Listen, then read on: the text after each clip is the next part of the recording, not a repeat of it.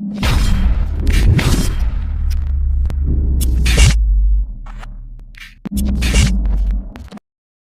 सभी का स्वागत है हमारे channel story stream audio. Disclaimer: यह कहानी काल्पनिक है। यह कहानी मनोरंजन के उद्देश्य के लिए बनाई गई है। इसमें दिए गए सभी पत्र घटित और नाम सभी काल्पनिक है।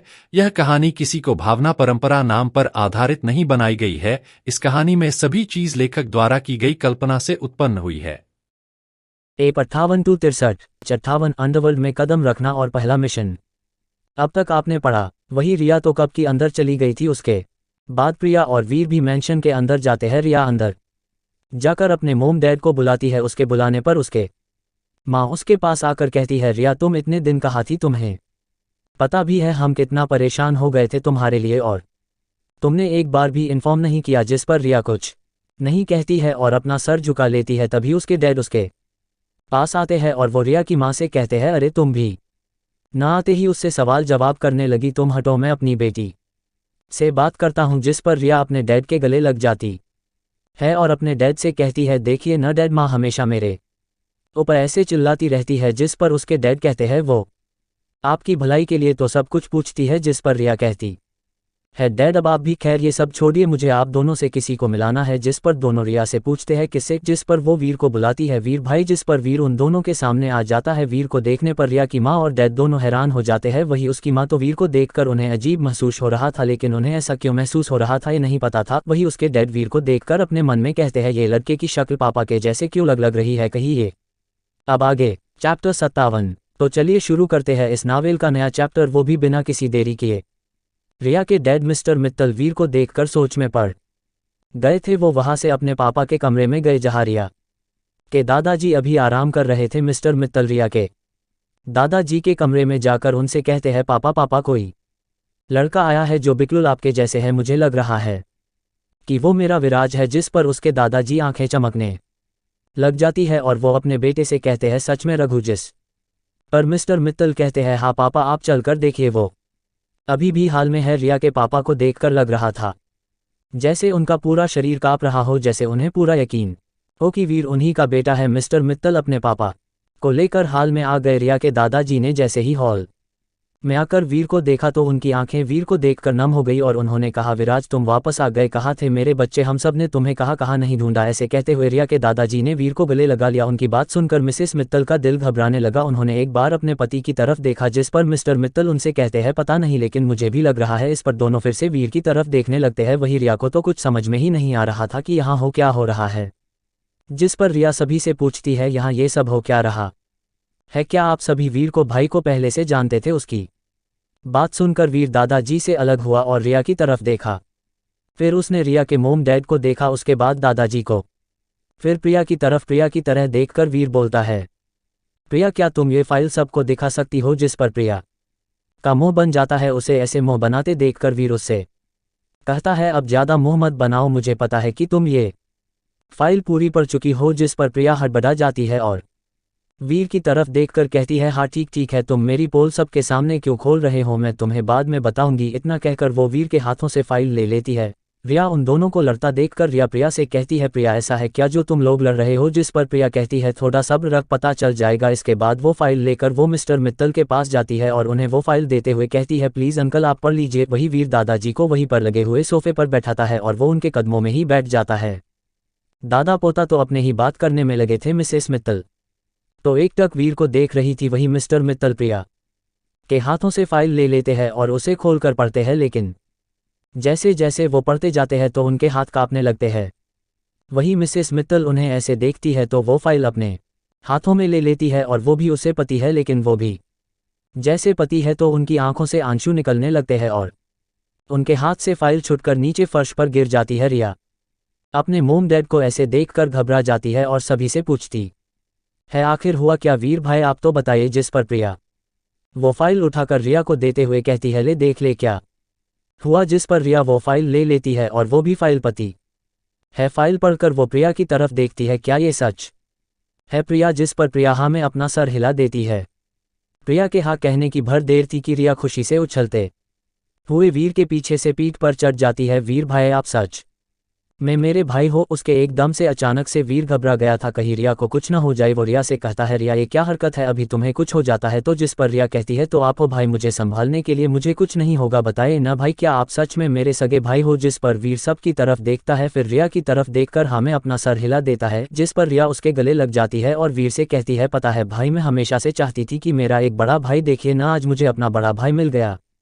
तभी मिसेस मित्तल धीरे से उसके पास आई और वीर के गाल पर अपना हाथ रखकर वो वीर से कहती है, सच में तू मेरा विराज है न? जिस पर वीर अपनी पलकें झपका देता है। इस पर मिसेस मित्तल उसके गले लग जाती है और रोने लगती है।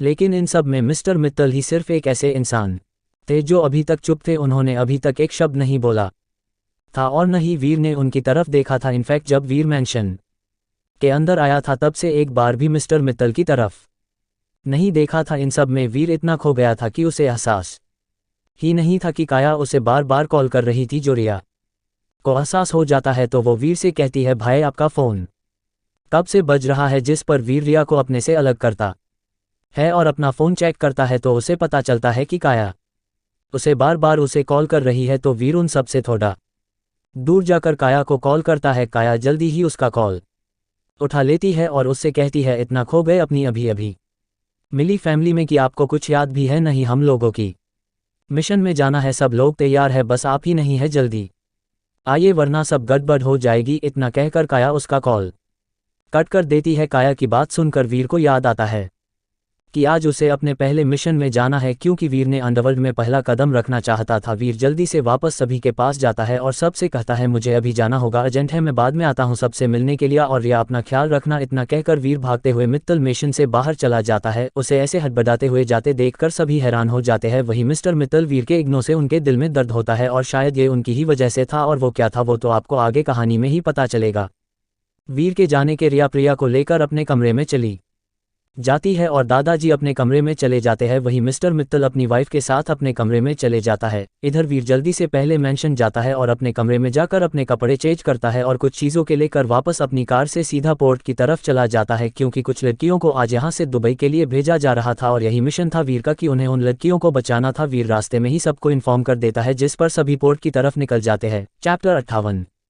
तो चलिए शुरू करते हैं इस नावल का नया चैप्टर, वो भी बिना किसी देरी किए। वीर जल्दी ही पोर्ट पहुंच जाता है। इस वक्त उसने पूरे ब्लैक कलर के कपड़े पहने हुए थे और इस वक्त उसका ऑरा बहुत खतरनाक लग रहा था। इसी के साथ उसने अपने चेहरे पर मास्क भी लगा रखा था ताकि उसे कोई पहचान ना पाए कि वो कौन है। वही काया। बाकी सभी भी आ गए थे। वीर काया के पास आकर उससे पूछता है, क्या अपडेट है? जिस पर काया उसे अपडेट देती है। इधर वो सभी आदमी जो लोग लड़कियों को बाहर भेजने की तैयारी कर रहे थे, उनमें एक आदमी दूसरे आदमी से बोलता है, जल्दी करो, इस बार कुछ गड़बड़ नहीं होनी चाहिए, नहीं तो बॉस हम लोगों को छोड़ेंगे। जिस पर वो आदमी डर जाता है और वो उससे कहता है, क्यों डरा रहा है यार? कर रहा हूँ, और वैसे भी अब कोई नहीं ऐसा है जो बॉस से टक्कर ले सके, समझा? तो तू चिंता मत कर, कुछ नहीं होगा। इतना कहकर एक कंटेनर को शिप में रखने के लिए कहते हैं। कुछ ही देर में वो कंटेनर शिप में लोड हो चुका था, जिसमें सारी लड़कियां थी। जिस पर सभी आदमी खुश हो जाते हैं कि तभी वीर अपनी टीम के साथ आ जाता है और उन लोगों से कहता है, ज़्यादा खुश होने की ज़रूरत नहीं है बच्चा, वरना तेरा वो हाल करूँगा जो तूने कभी सोचा भी नहीं होगा। वो आदमी वीर को देखकर चिल्लाते हुए कहता है, कौन है बे तू? लगता है तुझे पता नहीं है कि मैं कौन हूं और मेरा बॉस कौन है, समझा? अब निकल ले। अभी वो इससे आगे कुछ कहता है कि एक गोली उसके माथे के बीचों बीच आकर लगी और वो आदमी वहीं पर ढेर हो गया। इसी तरह लड़ाई शुरू हो जाती है और इसका फ़ायदा वीर उठाता है और वो काया को इशारा करता है कि वो लड़कियों को यहाँ से निकाले। वीर का इशारा मिलते ही काया कंटेनर की तरफ छुपते हुए जाती है। लड़कियों के निकालने के लिए वीर भी लड़ते हुए वहां पर पहुंच जाता है। अब तक काफी सारे आदमी मारे जा चुके थे। इसी का फायदा उठाते हुए वीर और काया ने मिलकर लड़कियों को निकालने लगे। पुलिस को भी इन्फॉर्म कर दिया गया था ताकि लड़कियों को उनके घर तक पहुंचा दे। वही वीर की टीम अभी भी उन लोगों से लड़ रही थी, पता नहीं लेकिन आदमी और ज्यादा आ गए थे। शायद उसके बॉस को पता चल चुका था, इसलिए इतने सारे आदमी के मारने के बावजूद आदमी खत्म होने का नाम नहीं ले रहे थे।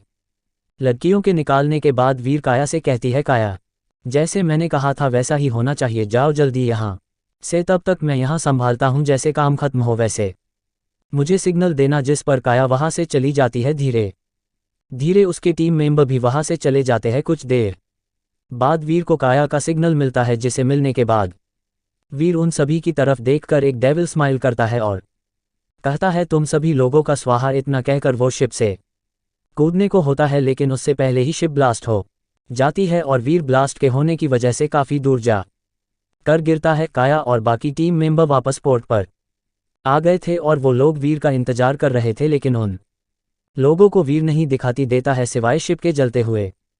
जिस पर काया कहती है ये कहाँ रह गया, इसे तो अब तक आ जाना चाहिए। तभी उसके पीछे से आवाज़ आती है, तुम लोग उधर क्या देख रहे हो। जिस पर काया पीछे पलट कर देखती है तो वो वीर को देखकर कहती है, तुम पीछे से ही हमेशा क्यों आते हो। हाँ, मैं तुम्हें सामने देख रही थी, तुम पीछे से आ रहे हो कि। तभी उसकी नज़र वीर की हालत पर जाती है। वीर की बॉडी में बहुत जगह जलने के निशान थे। तभी उसे दिखता है कि वीर बेहोश होने वाला है, तो काया दौड़कर उसके पास जाती है, लेकिन तब तक वीर बेहोश हो जाता है। उसे बेहोश होता देखकर काया कहती है, ये महाशय अपने पहले ही मिशन में बेहोश हो गए और इन्हें पावरफुल बनना है, ऐसे रहेगा तो फिर कैसे चलेगा। फिर काया वीर को लेकर वी पैलेस जाती है। उसने डॉक्टर को वहीं पर बुला लिया था, इसलिए कोई दिक्कत नहीं हुई थी। लेकिन इन सब से दूर गुजरात में राठौर मैंशन में इस वक्त वहां पर बहुत गर्म था। शालिनी अपने दादाजी के सामने खड़ी थी और उसने अपना सर भी झुका कर रखा था। तभी उसे अपने दादा जी की दमदार आवाज़ सुनाई पड़ती है, तुमसे कितनी बार कहा शालिनी की गुस्सा कम किया करो, आज देखो कि तुम्हारे गुस्से की वजह से हम कहाँ है और तुम्हारे साथ वीर क्यों नहीं आया। जिस पर शालिनी कुछ नहीं बोलती है। जब शालिनी कुछ नहीं बोलती है तब दादाजी फिर से एक पूछते हैं, मैं पूछा वीर क्यों नहीं आया तुम्हारे साथ। जिस पर शालिनी उन्हें जवाब देती है, हमारा तलाक हो चुका है और उसे मेरे साथ नहीं रहना, इसलिए वो नहीं आया। तब दादाजी चौंक जाते हैं और वो कहते हैं, क्या इतनी बड़ी बात हो गई और तुम अब बता रही हो। कुछ देर शांति के बाद दादाजी बोलते हैं, कुछ पता है कि अब क्या करोगी, क्योंकि कंपनी के अकाउंट पूरे खाली हो गए हैं। जिस पर शालिनी अपना सर झुका लेती है। जिस पर दादा जी कहते हैं, हम कुछ करते हैं। इतना कहकर वो किसी को फ़ोन करते हैं। कुछ ही देर उनकी कॉल लग जाती है। वो अपने दोस्त देवेंद्र मित्तल से बात अब करना चाहते थे। देवेंद्र मित्तल और कोई नहीं, वीर के दादाजी थी, जो शालिनी के दादाजी के दोस्त थे। आज शालिनी की वजह से उन्हें अपने दोस्त से हेल्प मांगनी पड़ रही है। कॉल कनेक्ट होते ही दूसरी तरफ से आवाज़ आती है, क्या हुआ यार, बड़े दिनों बाद तूने मुझे याद आया। जिस पर शालिनी के दादाजी कहते हैं, ऐसा नहीं था यार, बस टाइम नहीं मिला इसलिए तुझसे बात नहीं कर पाया। इतना कहकर वो शालिनी की पूरी बात बताते हैं, जिसे सुनकर देवेंद्र जी यानी वीर के दादाजी कहती है, ठीक है मैं अपने बेटे से बात करके बताता हूँ, क्योंकि अब वही सब कुछ संभालता है। इतना कहकर कुछ इधर उधर की बातें करके कॉल कट कर देते हैं। उसके बाद शालिनी के दादाजी शालिनी की तरफ देखते हैं और उससे कहते हैं, अपने गुस्से को काबू करो, नहीं तो हम बर्बाद हो जाएंगे, समझी। इतना कहकर वो वहां से चले जाते हैं। उसके जाने के बाद शालिनी भी वहां से चली जाती है, लेकिन शालिनी को देखकर लग रहा था कि उसे इन सब से कोई फर्क नहीं पड़ा है। वो सीधा अपनी कार में बैठ कहकर वहां से निकल जाती है। चैप्टर 59। तो चलिए शुरू करते हैं इस नावल का नया चैप्टर, वो भी बिना किसी देरी किए। इधर वी पैलेस में वीर की ड्रेसिंग के बाद डॉक्टर वहां से जा चुके थे। उसके बाद काया धीरे से उसके काम में कहती है, मैं घर जा रही हूँ, अपना ख्याल रखना। इसके बाद वो वी पैलेस से चली जाती है। आज वी पैलेस में भी कोई नहीं था सिवाय सौम्या और उसकी माँ के अलावा। राज अपने परिवार के पास गया था क्योंकि उसके माँ पापा उससे कुछ बात करना चाहते थे। अभय ने अपने लिए विला यही खरीद लिया था, तो वो अपने विला में था, इसलिए आज वीर अकेला था। काया के जाने के बाद वीर अपनी आंखें खोलता है और वो उठकर अपने सीक्रेट रूम में चला जाता है। सीक्रेट रूम में जाकर वो अपने सिस्टम के सामने बैठकर कहता है, अब वक्त आ गया है कि लोगों को पता चले कि वी क्या क्या कर सकता है। इतना कहकर वो कुछ करने लगता है और ऐसे रात गुजर जाती है। दूसरे दिन सभी न्यूज़ चैनल्स में और न्यूज़पेपर्स में खलबली मची थी, क्योंकि कल रात कई जगह ड्रग और गैरकानूनी हथियार पकड़े गए हैं। यहाँ तक कई लड़कियों को बाहर विदेश में एक्सपोर्ट करने जाने वाले लोगों को भी पकड़ा था। इस वजह से पूरे देश में सनसनी फैली हुई थी, लेकिन ये किसी को नहीं पता था कि ये सब किसने किया सिवाय उसके नाम के, और वो था वी। बड़े बड़े लोग तो वी को जानते थे, लेकिन उन्होंने भी सिर्फ सुना था, देखा नहीं था। लेकिन आम लोगों ने उसका नाम भी नहीं सुना था, इसलिए किसी को नहीं था कि ये वी कौन है और कहाँ से आया है। इन सभी बात से बेखबर वीर अभी सो रहा था, उसे पता ही नहीं था उसने देश में तहलका मचा दिया था। इधर सौम्या अपनी माँ को ब्रेकफास्ट करवा रही थी कि तभी एक मेड उसके पास आती है और सौम्या से कहती है, मैम अभय सर आए हैं और वो आप दोनों से मिलना चाहते हैं। जिस पर सौम्या हाँ में अपना सर हिला देती है। जिसके थोड़ी देर बाद अभय भी डाइनिंग टेबल पर आ जाता है और अभय अपनी माँ के पास जाकर उनके पास बैठकर अपनी माँ से कहता है, माँ आप अभी भी हमसे नाराज है, अब तो मैंने खन्ना मैंशन भी छोड़ दिया है, मैं बस उनका बिजनेस संभालता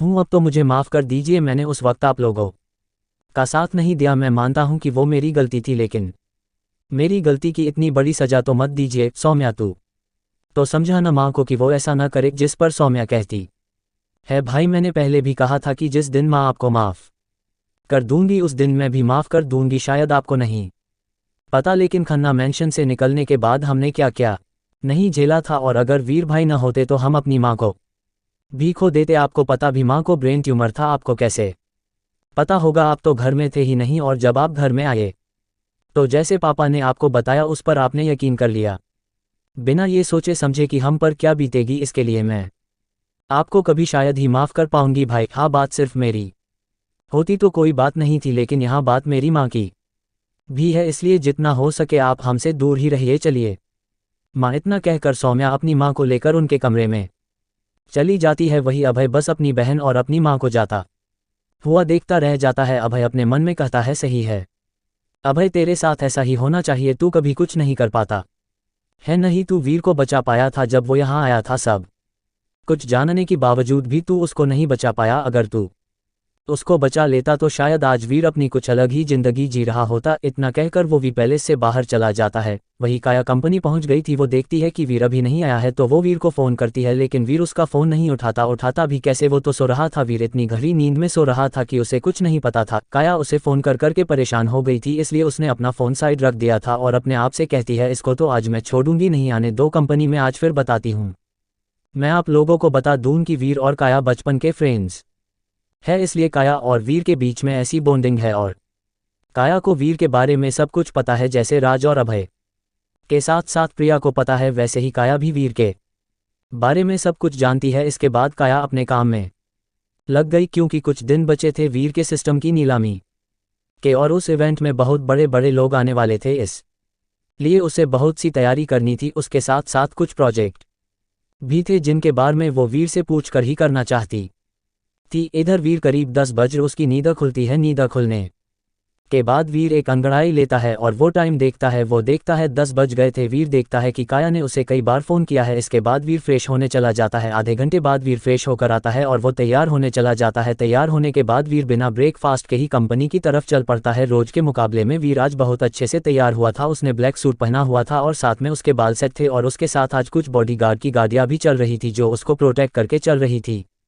कुछ ही देर में वीर की कार उसकी कंपनी में आकर रुकती है। तब वीर अपने एटीट्यूड से कार से बाहर निकलता है और एक बार वो कंपनी के नाम पर अपनी नज़र डालता है, जहां पर वी इंडस्ट्री लिखा हुआ था। इसका मतलब कंपनी का नाम चेंज हो गया था। नेम देखने के बाद वीर अपनी प्राइवेट लिफ्ट से सीधा टॉप फ्लोर पर पहुंच जाता है, जहां पर उसका केबिन बनाया गया था। उसके नीचे वाले फ्लोर में काया थी, जो कि अब इस कंपनी की सीईओ थी, लेकिन मेन हेड अभी भी वीर ही था। वीर अपने केबिन में जाकर काया को कॉल करता है। वही काया जो अपने केबिन में काम कर रही थी, उसका फ़ोन बजता है, तो वो देखती है कि वीर उसको कॉल कर रहा है, जिस पर काया अपना मुंह बनाते हुए उसका कॉल उठा लेती है और वो वीर से कहती है, उठ गए कुंभकर्ण। जिस पर वीर कुछ नहीं कहता है, बल्कि वो कहता है, जो भी काम है मेरे केबिन में लेकर आओ। इतना कहकर वो कॉल कट कर देता है, जिस पर काया कहती है, खड़ूस कहीं का हो। इतना कहकर वो काफ़ी सारी फाइल ले लेती है और वीर के केबिन की तरफ चल पड़ती हैं। उसके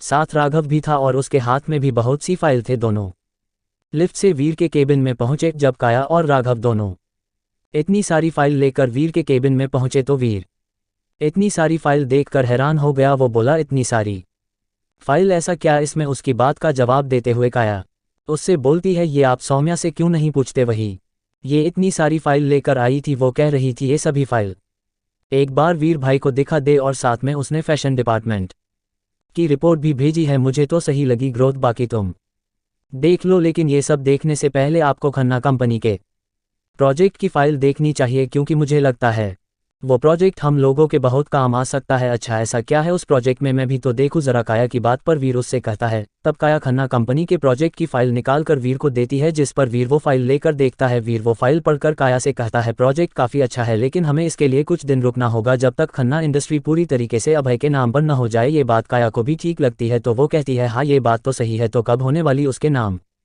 जिस पर वीर उसे घूर कर देखता है और उससे कहता है, तुम्हें बड़ी जल्दी है, ये सब छोड़ो और कोई प्रोजेक्ट है जो कंपनी के लिए काफ़ी फ़ायदेमंद है। जिस पर काया कुछ कंपनी के फाइल दिखाती है और उन प्रोजेक्ट में से कुछ को सेलेक्ट करता है और बाकी सभी को रिजेक्ट कर देता है। चैप्टर 60। तो चलिए शुरू करते हैं इस नावल का नया चैप्टर, वो भी बिना किसी देरी किए। उसके बाद काया वहाँ से चली जाती है और वीर सौम्या की लाई हुई फाइल देखने लगता है। वो सभी फाइल ज़्यादातर डिजाइन्स की थी। वो वीर जैनी की हेल्प से पूछ रहा था कि वो कैसे है। ऐसे काम करते करते शाम हो जाती है, लेकिन आज वीर पैलेस नहीं जाता है। ऑफिस में सभी एम्प्लॉय जा चुके थे सिवाय वीर के। वीर आज खुद पैलेस नहीं जाना चाहता था, पता नहीं क्यों, लेकिन वीर को अब अकेलापन खलने लगा। वीर सोचता है काश उसके पास भी कोई होता जिसके साथ वो अपना टाइम बिताता, लेकिन उसके साथ ऐसा कोई नहीं है जिसके साथ वो खुलकर बात करे। हाँ, बहुत से लोग हैं जो उसकी फिक्र करते हैं, उसमें से प्रिया सबसे ज्यादा फिक्र करती है उसकी। वीर जानता है कि प्रिया के दिल में उसके लिए फीलिंग है, लेकिन वीर के दिल में उसके लिए कुछ भी नहीं है। वीर पिछले जन्म में शालिनी से बहुत प्यार करता था, लेकिन शालिनी के छोड़ने पर उसे बहुत दुख हुआ। तब से वीर अकेला हो गया था और इस जन्म में भी वैसा ही हुआ। वीर को आज तक कोई ऐसा इंसान नहीं मिला जिसके पास रहकर उसे सुकून मिला हो। वीर यही सोचते हुए अभी अपनी चेयर पर बैठा था कि तभी उसका फ़ोन बजता है। वीर देखता है कि काया उसे कॉल कर रही है, जिस पर वीर कहता है ये इतनी रात गए मुझे फ़ोन क्यों कर रही है। यही सोचते हुए वीर काया को कॉल उठा लेता है और उससे पूछता है हाँ काया क्या हुआ, तुमने इतनी रात को कॉल क्यों किया। जिस पर काया कहती है वीर क्या तुम मेरे अपार्टमेंट आ सकते हो, मुझे तुमसे कुछ बात करनी है, कल के बारे प्लीज़ जल्दी आ जाओ, अर्जेंट है। जिस पर वीर कहता है ठीक है आता हूँ। इतना कहकर दोनों कॉल कट कर देते हैं। उसके बाद वीर अपने केबिन में बने रूम में जाता है और अपने कपड़े चेंज करके कुछ हल्के कपड़े पहन लेता है, क्यों कि उसने सुबह बिजनेस सूट पहना हुआ था जिस वजह उसे बहुत अजीब लग रहा था। फिर वीर अपने चेहरे पर मास्क लगाकर अपनी प्राइवेट लिफ्ट नीचे जाता है। नीचे जाकर वो अपनी कार में बैठकर वीर काया के अपार्टमेंट की तरफ निकल जाता है। कुछ ही देर में वीर की कार काया के अपार्टमेंट के बाहर आकर रुकती है। काया उसका बाहर ही इंतजार कर रही थी। वीर को आता हुआ देखकर काया वीर का हाथ पकड़कर उसे अपने अपार्टमेंट के अंदर ले जाती है। अंदर जाते वक्त वीर काया से पूछता है काया क्या हुआ है जो तुम इतना परेशान हो। जिस पर काया वीर से कहती है हम अंदर चलकर बात करते हैं। जिस पर वीर चुप हो जाता है। उसके बाद काया वीर को अपने अपार्टमेंट में लाकर डोर सही से बंद करती है। उसके बाद काया वीर को अपने अपार्टमेंट में बने छोटे से हाल में ले जाती है जहां पर दो लड़कियां बैठी थी। वीर उन दो लड़कियों को देखकर चौंक जाता है और वो एक बार काया को देखता है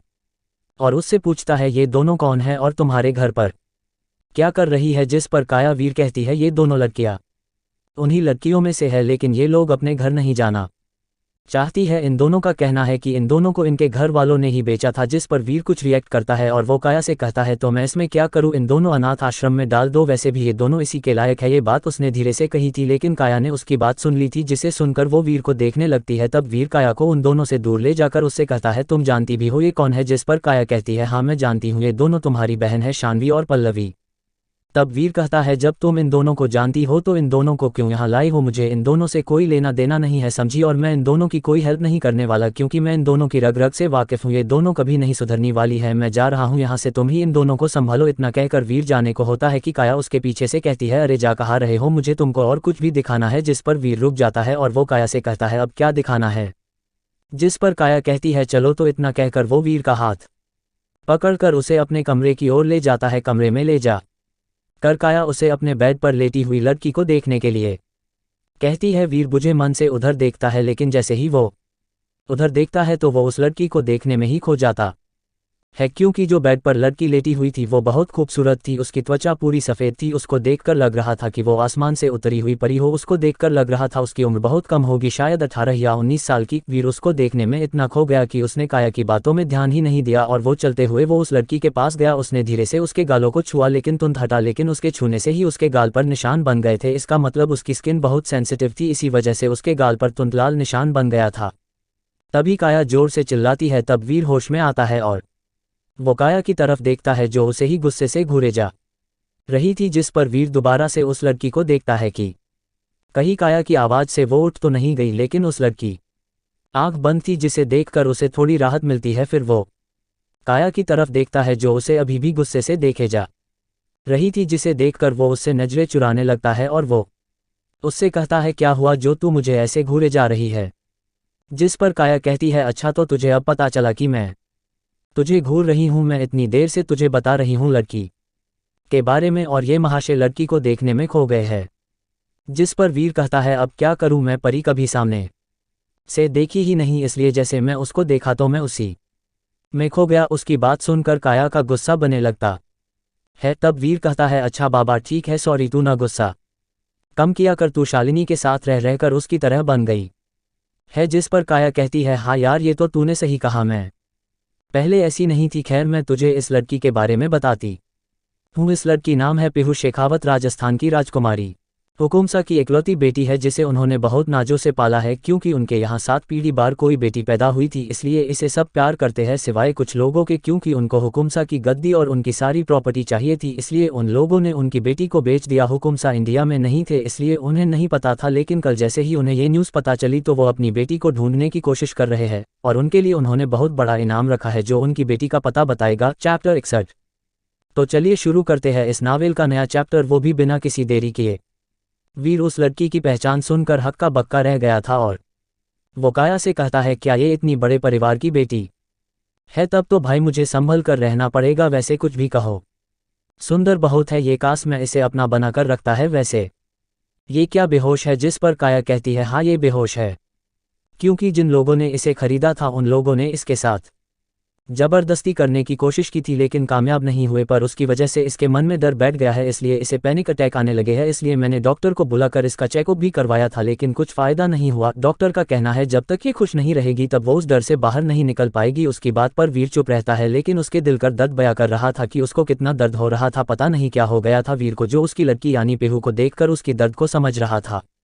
तभी काया कहती है, तो बताओ क्या करना है? उसकी बात पर वीर को होश आता है। वो काया की बात जवाब देते हुए कहती है, मैं देखता हूं। जिस पर काया कहती है, मैं पीहू की बात नहीं कर रही, मैं तुम्हारी उन दोनों बहनों की बात कर रही हूं। उसकी इस बात पर वीर का दिमाग फिर से खराब हो जाता है और वो काया की तरफ देखकर कहता है, तुम न मेरा दिमाग फिर से मत खराब करना, बहुत मुश्किल से मेरा दिमाग शांत हुआ और तुम फिर से मेरा दिमाग खराब कर रही हो। जिस पर काया कहती है, अरे अरे शांत हो जा यार, मैं देखती हूँ कि मुझे क्या करना है, तुम तब तक यही पीहू के पास रहो। इसके बाद काया वहां से चली जाती है। वीर पीहू के पास बैठकर उसको छूना चाहता था लेकिन वो हिम्मत नहीं कर पा रहा था।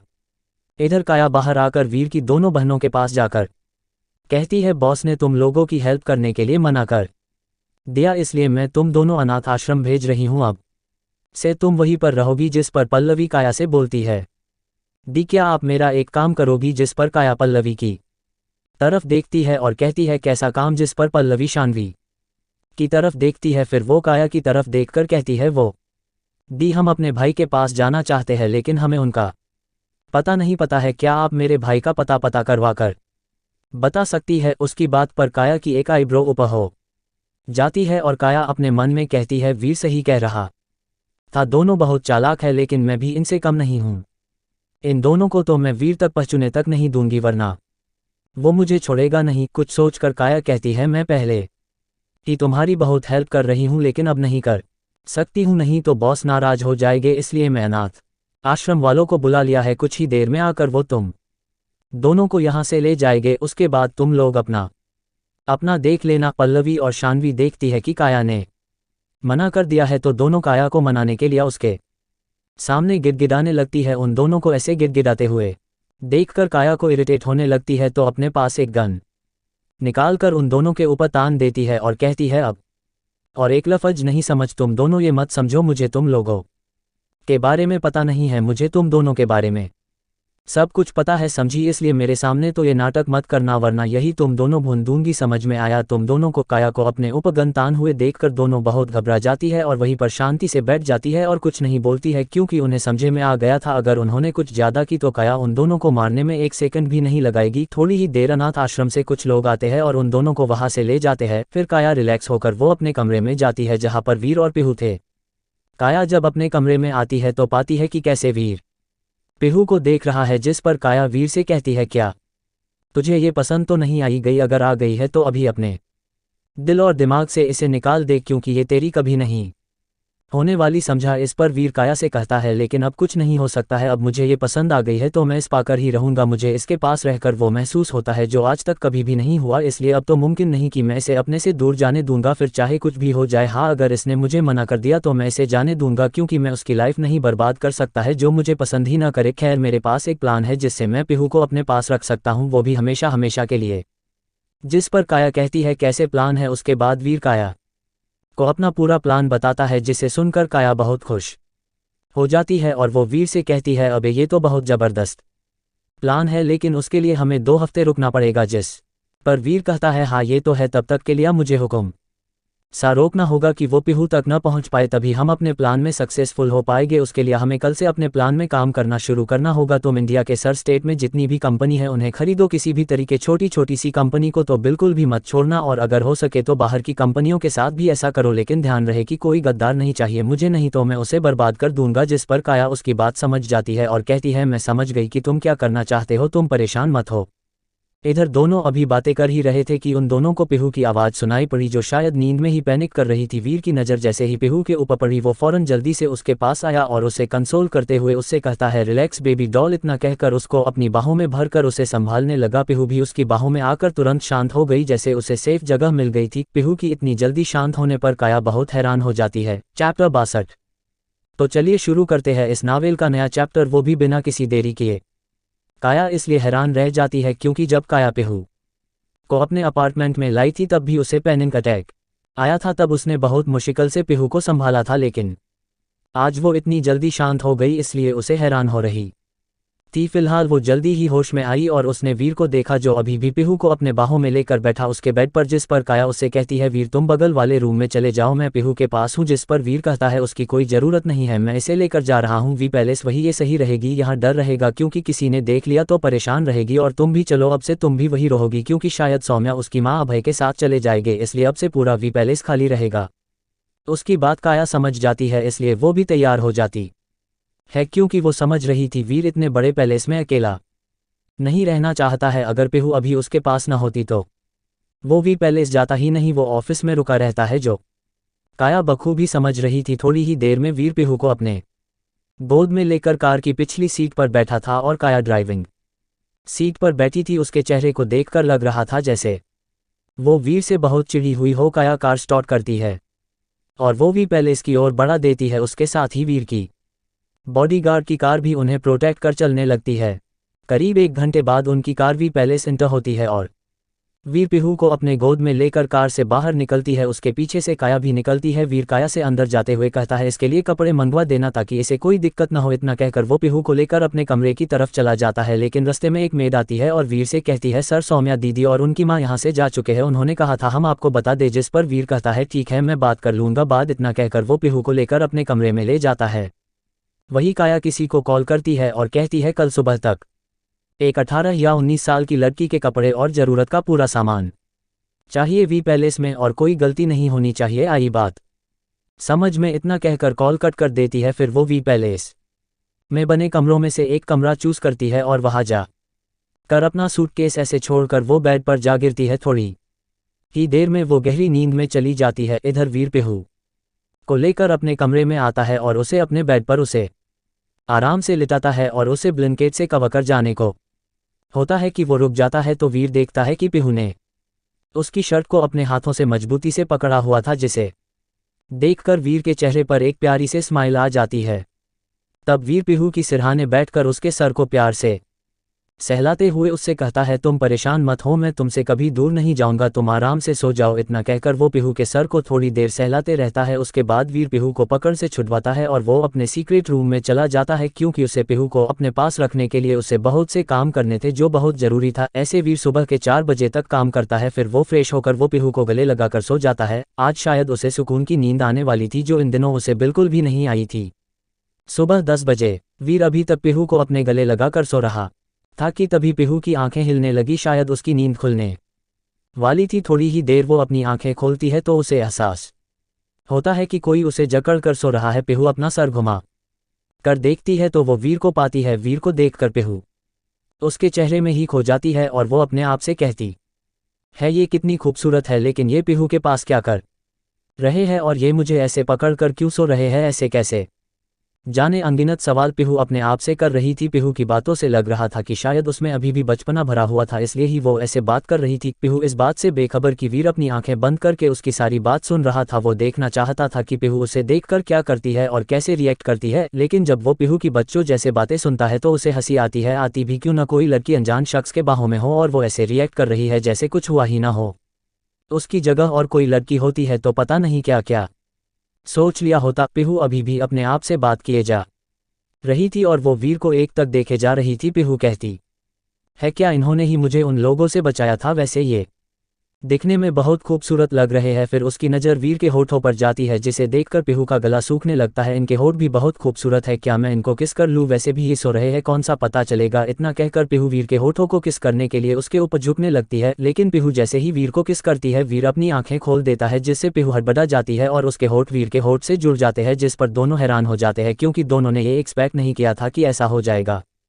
वो दोनों अपने मोमेंट में इतना खो गए कि उन लोगों को पता ही नहीं चला कि कोई कब से वीर के कमरे का डोर नॉक कर रहा है। जल्दी ही दोनों होश में आते हैं और पीहू वीर से दूर होने लगती है, लेकिन वीर उसे अपने पास खींच लेता है और उससे कहता है, मेरा नींद में फ़ायदा उठाया जा रहा था बेबी डॉल। जिस पर पीहू चौंक जाती है और वो हकलाते हुए कहती है, नहीं नहीं, मैं कुछ नहीं कर रही थी, सच में मम्मा कसम। इतना कहकर पीहू का अपने चेहरा ऐसा बना लेती है जैसे उसके जैसे कोई मासूम है ही नहीं, जिस पर वीर उससे कहता है, तुम बहुत प्यारी हो, तुम पहले क्यों नहीं मिली मुझे? लेकिन अब मिल गई हो ना, अब मैं तुम खुद से दूर नहीं जाने दूंगा। इतना कहकर वो पीहू को गले लगा लेता है। कुछ देर गले लगाने के बाद वीर उससे कहता है, बेबी डॉल क्या हुआ, तुम इतनी शांत क्यों हो गई? जिस पर पीहू कहती है, हमारा नाम बेबी डॉल नहीं है, हमारा नाम पीहू शेखवात है। जिस पर वीर कहता है, पर तुम मेरे लिए मेरी बेबी डॉल ही रहोगी, क्या तुम्हें ये नाम पसंद नहीं आया? तब पीहू कहती है, नहीं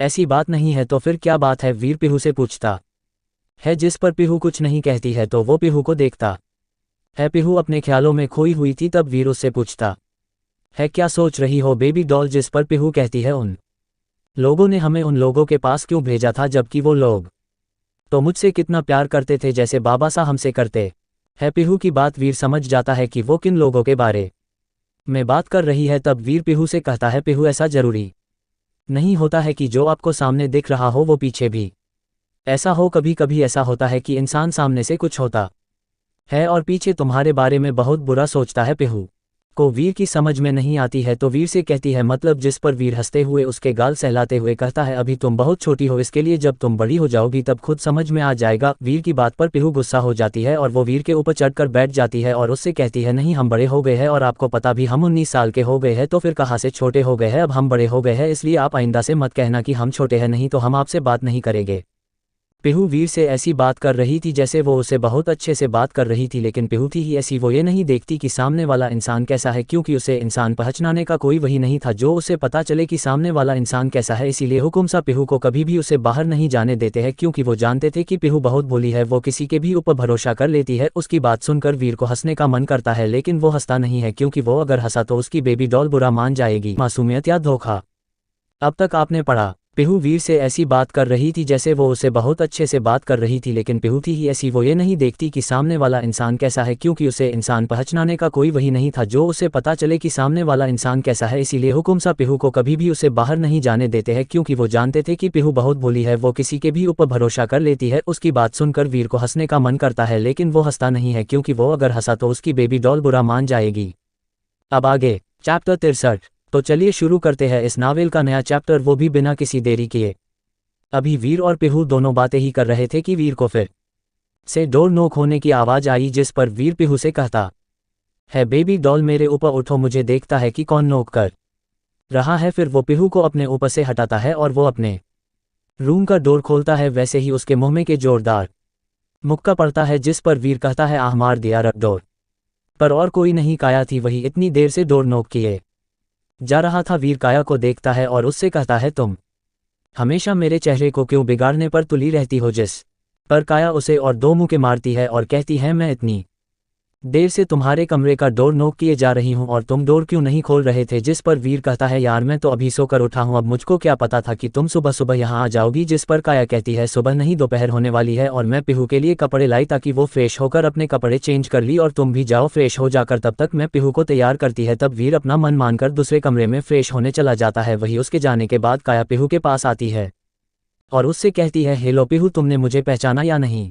जिस पर पीहू अपनी प्यारी सी आवाज़ में कहती है, आप वही हो न जिन्होंने उनके साथ मिलकर हमें बचाया था? काया उसकी बात समझ जाती है कि पीहू वीर की बात कर रही है, इसलिए वो पीहू से कहती है, हाँ पीहू, मैं वही हूँ, क्या आप हमारे साथ दोस्ती करोगी? जिस पर पीहू कहती है, हाँ पीहू, आपसे दोस्ती जरूर करेगी, क्योंकि आपने हमें उन गंदे लोगों से बचाया था, लेकिन क्या हमें चॉकलेट मिलेगी? उसको बच्चों जैसी बात करता देखकर काया को हंसी आ जाती है और वो पीहू से कहती है पीहू, अगर आप मुझसे दोस्ती करोगी न तो मैं आपको बहुत सारी चॉकलेट मिलेगी। काया की बात सुनकर पीहू की आंखें चमकने लगती है और वो काया से कहती है सच में, जिस पर काया हमें अपना सर हिला देती है और वो पीहू से कहती है अच्छो अब चलो चलकर तुम फ्रेश हो लो चलकर। उसके बाद वो पीहू को वॉशरूम के लिए जाती है। इधर वीर दूसरे कमरे में फ्रेश होने के लिए आता है। अभी वो अंदर जाता है कि उसका मोबाइल फ़ोन रिंग होने लगता है। वीर कॉल उठा लेता है और कहता है हाँ बोलो क्या खबर है, जिस पर उधर से आवाज़ आती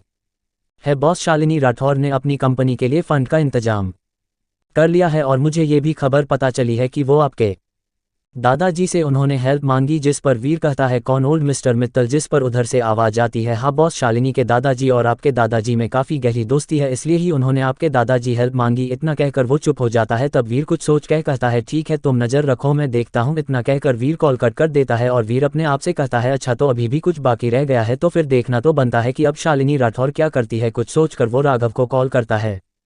कॉल कनेक्ट होने पर वीर कहता है पूरे इंडिया में खबर फैला दो कि अगर कोई भी राठौर इंडस्ट्री के साथ बिजनेस करेगा तो वो वी का दुश्मन होगा और ये खबर जितनी जल्दी हो सके उतनी जल्दी फैला दो। जिस पर राघव कहता है ठीक है सर मैं कर देता है, क्या आप आज ऑफिस नहीं आने वाले हैं सर। जिस पर वीर कहता है मैं आज थोड़ा लेट आऊँगा तो तुम देख लेना। इतना कहकर वो कॉल कट कर देता है। इसके बाद वीर फ्रेश होने चला जाता है। इधर पूरे बिजनेस वर्ल्ड में ये न्यूज़ तेजी से फैल जाती है कि कोई भी अगर राठौर इंडस्ट्री के साथ कोई भी बिजनेस करता है तो वी का दुश्मन होगा। अब तक सभी लोग जान चुके थे कि वी क्या क्या कर सकता है, इसलिए सभी ने अपने अपने हाथ खींच लिए राठौर इंडस्ट्री से। और ये खबर शालिनी के पास भी पहुंच चुकी थी, इसलिए वो अपने में गुस्से में बैठी थी और उसकी नई असिस्टेंट उसके सामने खड़ी थी। शालिनी को समझ में नहीं आ रहा था कि वो क्या करे, कैसे वो अपनी कंपनी को बचाए, कैसे वो दादाजी क्या जवाब देगी। अब तक तो उन्हें भी ये खबर पता लग चुकी होगी। इधर गुजरात में ओल्ड हवेली में, जो कि राठौर परिवार की पुश्तैनी हवेली थी, वहां पर शालिनी के दादाजी को समझ में नहीं आ रहा था कि वो अपने कंपनी और इज्जत कैसे बचाए। तभी उनके मोबाइल में एक मैसेज आता है, तो वो मैसेज खोलकर देखते हैं तो पाते हैं ये एक न्यूज़ का मैसेज था। शालिनी के दादाजी ने वो न्यूज़ खोलकर देखते हैं तो वो हैरान रह जाते हैं, क्योंकि उस न्यूज़ बताया जा रहा था कि राठौर इंडस्ट्री ने वी इंडस्ट्री के फंड से चोरी करने की कोशिश की थी। इसी वजह से वी इंडस्ट्री के मालिक ने सभी बिजनेस से जुड़े हुए लोगों से कह दिया है कि अगर वो राठौर इंडस्ट्री के साथ कोई भी बिजनेस रिलेटेड रिलेशन रखता है तो वो उसकी कंपनी को बैंकक्रप्ट कर देंगे। ये न्यूज़ देखकर शालिनी के दादाजी कहते हैं मैंने कहा था ना शालिनी, ऐसे काम करना बंद कर दो और अपने गुस्से को कंट्रोल में रखो, नहीं तो किसी दिन तुम्हें पछताना पड़ेगी। और वही हुआ, अब इसमें मैं भी कुछ नहीं कर सकता हूँ। इधर वी पैलेस में वीर फ्रेश होकर बाहर आता है। फिर वो अपने कमरे की तरफ जाता है, क्यों कि उसे पीहू को देखना था कि वो तैयार हुई कि नहीं। वीर अपने कमरे में पास जाकर रूम का डोर नॉक करता है। कुछ देर बाद काया रूम का डोर खोलती है, जिस पर वीर काया से पूछता है क्या वो तैयार हो गई। जिस पर काया कहती है हाँ देख लो, लेकिन आराम से देखना कहीं तुम्हें हार्ट अटैक न किया जाए। जिस पर वीर कुछ समझ में नहीं आता है तो काया कहती है अंदर आओ, समझ में आ जाएगा। जिस पर वीर अंदर आता है और पीहू को देखता है, लेकिन जैसे ही वो पीहू को देखता है तो उसी को देखता रह जाता है, क्योंकि पीहू बहुत खूबसूरत लग रही थी। उसने एक बेबी पिंक की फ्रॉक पहनी थी और उसके चेहरे पर मेकअप के नाम सिर्फ लिप बाम लगाया था। साथ में ही शावर लेने की वजह उसकी स्किन हल्की हल्की रेड थी, जो उसे और भी ज्यादा खूबसूरत बना रही थी। पीहू ने अपने हाथों में एक छोटा सा टेडी बियर भी पकड़ा हुआ था, जो शायद काया ने उसे दिया था। वीर पीहू को देखने में इतना खो गया था कि उसे कोई होश ही नहीं था। चैप्टर 64। तो चलिए शुरू करते हैं इस नावेल का नया चैप्टर, वो भी बिना किसी देरी किए। वीर पीहू को देखने में इतना खो गया था कि उसे होश ही नहीं था कि तभी उसके सर पर कसकर एक टपली पड़ी, जो काया ने उसे मारी थी। जिस पर वीर होश में आया और उसने अपने सर को सहलाते हुए काया को देखा, जो उसे ही देखे जा रही थी। काया वीर से कहती है देख लिया। जिस पर वीर कुछ नहीं कहता है और वो उसे इग्नोर करके अपने वार्डरोब के तरफ चला जाता है और एक बिजनेस सूट निकाल कर चेंज करने चला जाता है। इधर काया वीर के ऐसे बर्ताव को देखकर हैरान हो गई थी। उसे समझ में नहीं आया कि वीर ने ऐसा क्यों बर्ताव किया। फिर सोचा कि कोई उसे प्रॉब्लम होगी तो तभी वीर ने ऐसा बर्ताव किया होगा। काया वीर के बर्ताव को नजरअंदाज करके वो पीहू को नीचे ब्रेकफास्ट के लिए ले जाती है। इधर वीर अपने चेंज करके रूम में आता है तो उसे अपने कमरे में कोई नहीं मिलता है और वो सोचने लगता है कि जब वो फर्श होकर अपने कमरे की तरफ आ रहा था तब क्या हुआ था। फ्लैशबैक। वीर जल्दी से फ्रेश होकर बाहर आता है और कहता है अब तक बेबी डॉल तैयार हो गई होगी, चल कर देखता हूँ। कि तभी उसे जैनी की आवाज़ सुनाई पड़ती है, बड़ी आप बहुत गलत कर रहे हो। जिस पर वीर हड़बड़ा जाता है और वो जैनी से कहता है मैं क्या गलत कर रहा हूँ? जिस पर जैनी कहती है आप मेरे बिना ही सब कुछ कर लेते हैं तो मुझे यहाँ से भेज क्यों नहीं देते? तब वीर चुप हो जाता है। जैनी ऐसा कोई बात नहीं है। अच्छा ये सब छोड़ी तुम्हें पीहू कैसी लगी? जिस पर जैनी कहती है मैं सच कहूंगी तो आप बुरा मत मानना है। जिस पर वीर कहता है क्यों, ऐसी क्या बात है? तब जैनी कहती है बड़ी मुझे पीहू में कुछ गड़बड़ लग रही है। हाँ ये सच है कि पीहू हुकुमसा की बेटी है, लेकिन जैसे वो दिखती है वैसे वो है नहीं। मैंने जो अब तक पीहू के बारे में पता किया है उसके हिसाब से ये उन लोगों से मिली हुई हो सकती है जो तुम्हारे सिस्टम को चुराना चाहते हैं। जैनी की बात वीर चौंक जाता है और कहता है क्या नहीं जैनी, ऐसा कोई बात नहीं हुई होगी, तुम्हें जरूरी कोई गलतफहमी हुई होगी। तब जैनी कहती है बड़ी आपको तो पता है न मेरे अंदर झूठ बोलने का कोई फीचर नहीं है, तो आप कैसे बोल सकते हैं कि मैं आपसे झूठ कह रही हूँ? जैनी आगे कहती है पीहू को आपके पास भेजा गया है और उसे किसी ने, बल्कि उसके पापा यानी हुकुमसा ने ही उसे भेजा है। भले ही दुनिया के सामने पीहू के पागल की तरह है, लेकिन हुकुमसा ने उसे बहुत अच्छे से ट्रेन किया है, उसे कहा कैसे बर्ताव करना है सब कुछ, इसलिए आप होशियार रहना। पीहू की इतनी बड़ी सच्चाई जानकर वीर को सदमा लगा था। पहली बार कोई लड़की पसंद आई थी, लेकिन वो भी उसे धोखा देने के लिए आई थी। क्या किस्मत है। अचानक वीर हंसने लगता है। हंसते हुए वीर कहता है सही सही लगता है, मेरी किस्मत में किसी का प्यार नहीं है। आज मैं पहली बार किसी को पहचानने में गलती की है। जैसे मैं अपने दादाजी को पहचानने में गलती की थी, तब मुझे अपनी गलती की सजा अपनी मौत देकर चुकानी पड़ी। वैसे कुछ भी कहो, लड़की एक्टिंग बड़ी अच्छी कर लेती है, लेकिन मैं अब इसके जाल में बिल्कुल भी नहीं फंसूंगा। इतना कहकर वो उस कमरे से बाहर निकल जाता है।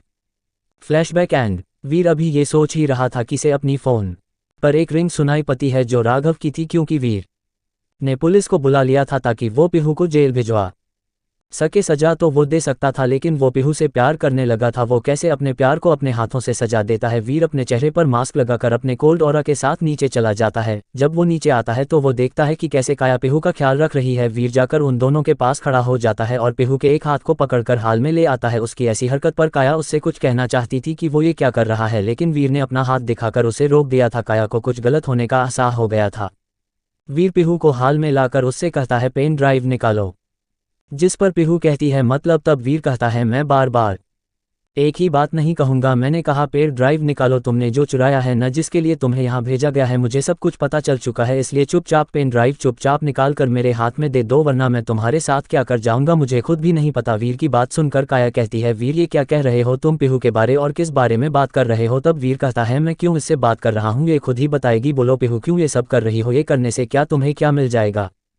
वीर की बात पीहू कुछ जवाब नहीं देती है। वो चुपचाप वीर के सामने खड़ी थी और उसने अपने हाथों की कसकर दबाया हुआ था, शायद उसे गुस्सा आ रहा था। पीहू अपने मन में कहती है क्या इसे सब कुछ पता चल गया, लेकिन कैसे इसको सब पता चल गया? मुझे कुछ भी करके यहाँ निकलना होगा। जिस पर वीर कहता है भागने की सोचना भी मत, मैं तुमको इतनी आसानी से यहाँ से जाने नहीं दूंगा। अगर तुमने मुझे वो पेन ड्राइव नहीं दी, मैं तुम सबको रास्ते में भीख मांगने पर मजबूर कर दूंगा, और उसके लिए मुझे सिर्फ एक कॉल ही करना पड़ेगा। अब सोच लो तुम्हें पेन ड्राइव देनी है कि नहीं, मैं तुम पूरे 2 मिनट देता हूँ, सोच कर बताओ। इधर वीर किसी को फ़ोन करता है और कहता है हाँ तैयार रहना, 2 मिनट बाद सब तबाह हो जाना चाहिए, कुछ भी नहीं छूटना चाहिए, अगर कुछ छूटा तो मैं तुम्हारी जान ले लूंगा। जिस पर उधर से आवाज़ आती है बॉस कोई गलती नहीं होगी, हम सब तैयार है, बस आप सिग्नल दे देना। उसकी बात सुनकर वीर कॉल कट कर देता है और वहीं पर सोफे पर आराम से बैठ जाता है और एक तक पीहू को देखने लगता है। वही पीहू को समझ में नहीं आ रहा था कि वो क्या करे। कुछ सोचकर पीहू चुप रहने का फैसला लेती है। वो सोच रही थी कि वो चुप रहेगी तो वीर कुछ नहीं करेगा। जल्दी ही 2 मिनट बीत जाते हैं। तब वीर पीहू से कहता है हाँ तो तुम्हारा क्या फैसला है बेबी डॉल, क्या तुम पेन ड्राइव दोगी या अपने परिवार की बर्बादी देखोगी? चैप्टर 65। तो चलिए शुरू करते हैं इस नावल का नया चैप्टर, वो भी बिना किसी देरी किए।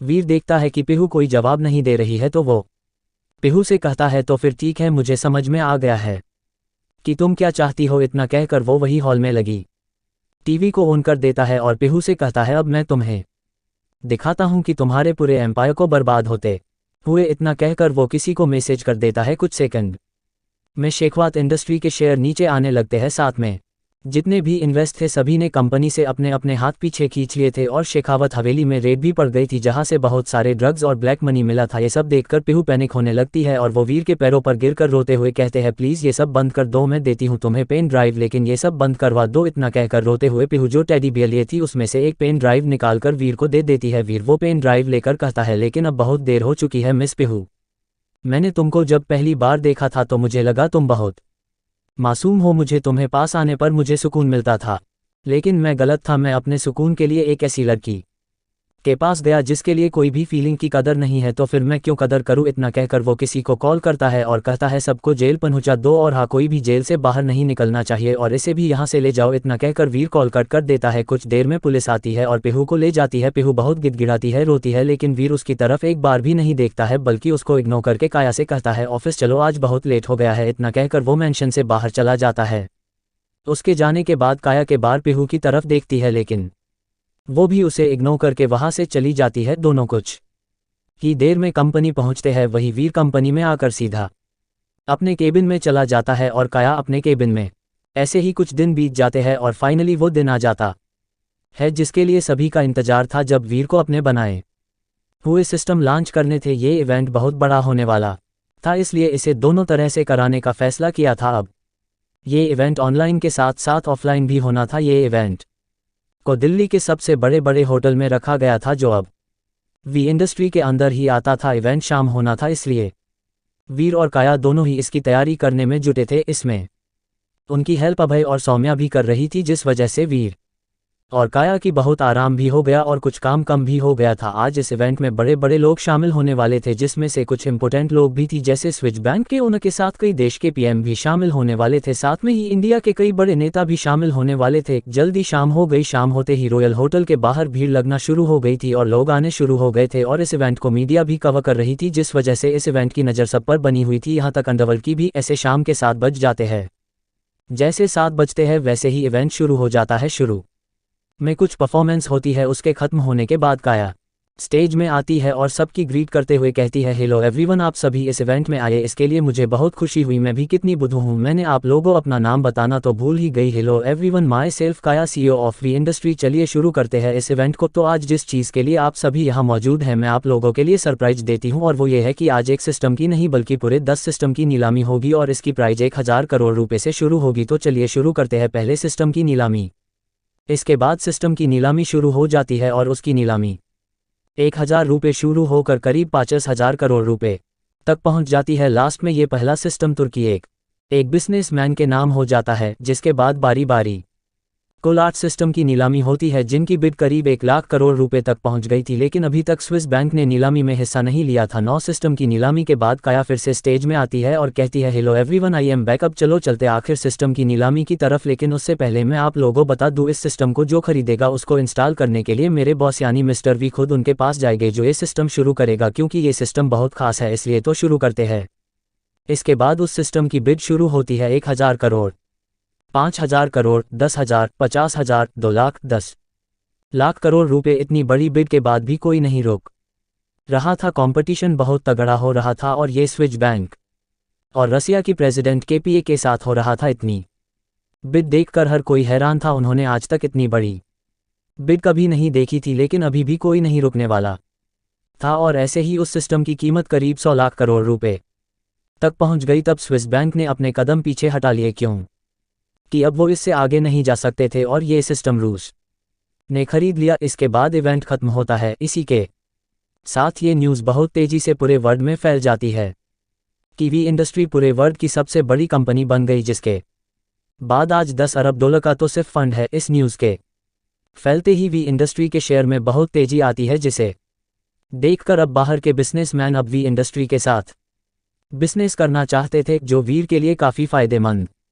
साबित होने वाला था। लेकिन इन सब में शालिनी के हालत बहुत खराब थे, क्योंकि उसने देख लिया था कि काया वी इंडस्ट्री के CEO है। उसे देखकर शालिनी के दिमाग में एक प्लान चलने लगता है। कुछ सोचकर वो किसी को कॉल करती है और कहती है काया के पूरे परिवार को उठा लो, अब मैं देखती हूँ काया मेरी हेल्प कैसे करती है। इतना कहकर वो कॉल कट कर देती है। अभी 2 मिनट ही बीते थे कि शालिनी के फ़ोन पर कॉल आने लगती है। वो देखती है कि काया उसे कॉल करती है। शालिनी अपने मन में कहती है ये अभी मुझे फ़ोन क्यों कर रही है। इतना कहकर वो काया का कॉल रिसीव कर लेती है, जिस पर उधर से आवाज़ आती है क्या शालिनी, अब तुम ये तुची जैसे हरकतों में उतर आई हो, जो अब मेरे परिवार को नुकसान पहुँचाने का सोच रही हूँ। तुम हार क्यों नहीं मान लेती। हाँ, तुम्हारा सब कुछ तो चला ही गया है सिवाय गुजरात वाली कंपनी को छोड़कर, लेकिन फिर भी तुम्हारा घमंड नहीं टूट रहा है। जिस पर शालिनी कहती है मेरे पास क्या है और क्या नहीं, फिलहाल के लिए तुम अपने परिवार वालों के बारे में सोचो, वरना क्या पता कोई बचे या नहीं। उसकी बात पर काया जोर जोर से हंसने लगती है और वो हंसते हुए कहती है, क्या शालिनी बहुत अच्छा जोक कर लेती हूँ, तुम्हें ऐसा क्यों लगता है मैं अपनी फैमिली को प्रोटेक्ट नहीं कर पाऊंगी? पहले तुम अपने उन बंदों से तो पूछ लो कि उन्हें मेरा परिवार मिला भी या नहीं, या कहीं ऐसा तो नहीं हुआ कि वो मेरे परिवार को किडनैप करने निकले हो और वो खुद हो गए हो। इतना कहकर काया कॉल कट कर लेती है। शालिनी काया की बात समझ नहीं पाती है, लेकिन जैसे उसे काया की बात समझ में आती है तो वो अपने आदमियों को फ़ोन करती है, लेकिन कोई भी फ़ोन नहीं उठाता है।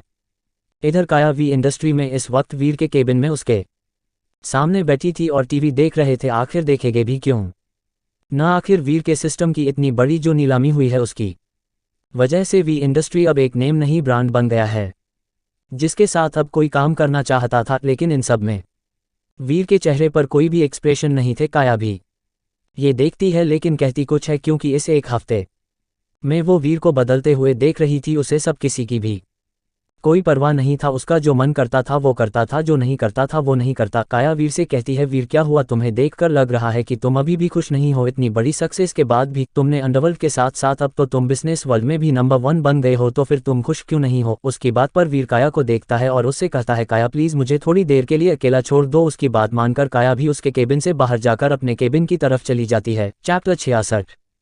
तो चलिए शुरू करते हैं इस नावेल का नया चैप्टर, वो भी बिना किसी देरी किए।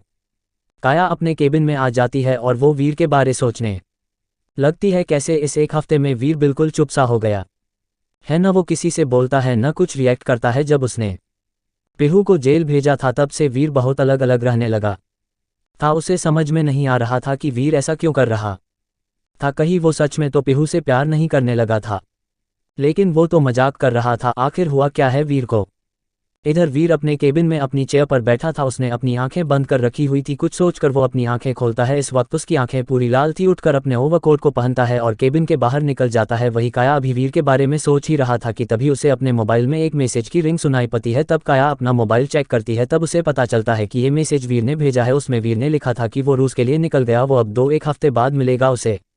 इधर वीर कंपनी से बाहर निकलकर अपनी कार में बैठ जाता है। तब ड्राइवर उसकी कार आगे बढ़ा देता है। उसके बाद बहुत सी गाड़ियां उसको प्रोटेक्ट करके चलने लगती है। इधर वीर अपनी कार में शांति से बैठा था। वीर जैनी से पूछता है, जैनी मुझे वापस क्यों भेजा गया है? मुझे उस मकसद के बारे बताओ, क्योंकि मैं बहुत थक गया हूं ऐसी जिंदगी जीते जीते, जहां पर कोई अपना है ही नहीं। कोई कहने के लिए सब लोग अपना अपना देखते हैं, कोई किसी की फीलिंग की कदर ही नहीं करता है। इसलिए मुझे मेरे मकसद के बारे में बताओ ताकि मैं उसे जल्दी से ख़त्म कर इन सब से चीज़ों से दूर जा सकूं। उसकी बात पर जैनी कहती है, बड़ी ऐसा क्या हो गया है? आप इस एक हफ्ते में बहुत बदल गए हो। हाँ मानती हूँ कि पिहू ने आपको धोखा दिया, लेकिन इसका मतलब ये तो नहीं कि सारी लड़कियाँ ऐसी ही होती है। क्या पता अभी आपका उससे मिलने का टाइम आया ही ना हो जिसके साथ आपकी जोड़ी बनेगी। तब वीर कहता है, जैनी प्लीज़ मुझे इस बारे में कुछ बात नहीं करनी है। अगर तुम्हें मेरा मकसद बताना है तो बताओ, वरना मैं तुमको डिलीट कर दूंगा। फिर चाहे कुछ हो, मुझे कोई फ़र्क नहीं पड़ता है कि कौन मर रहा है या कौन जी रहा है। ऐसे बात करते हुए वीर एयरपोर्ट पहुंच जाता है, जहां पर उसका प्राइवेट जेट उसका इंतजार कर रहा था।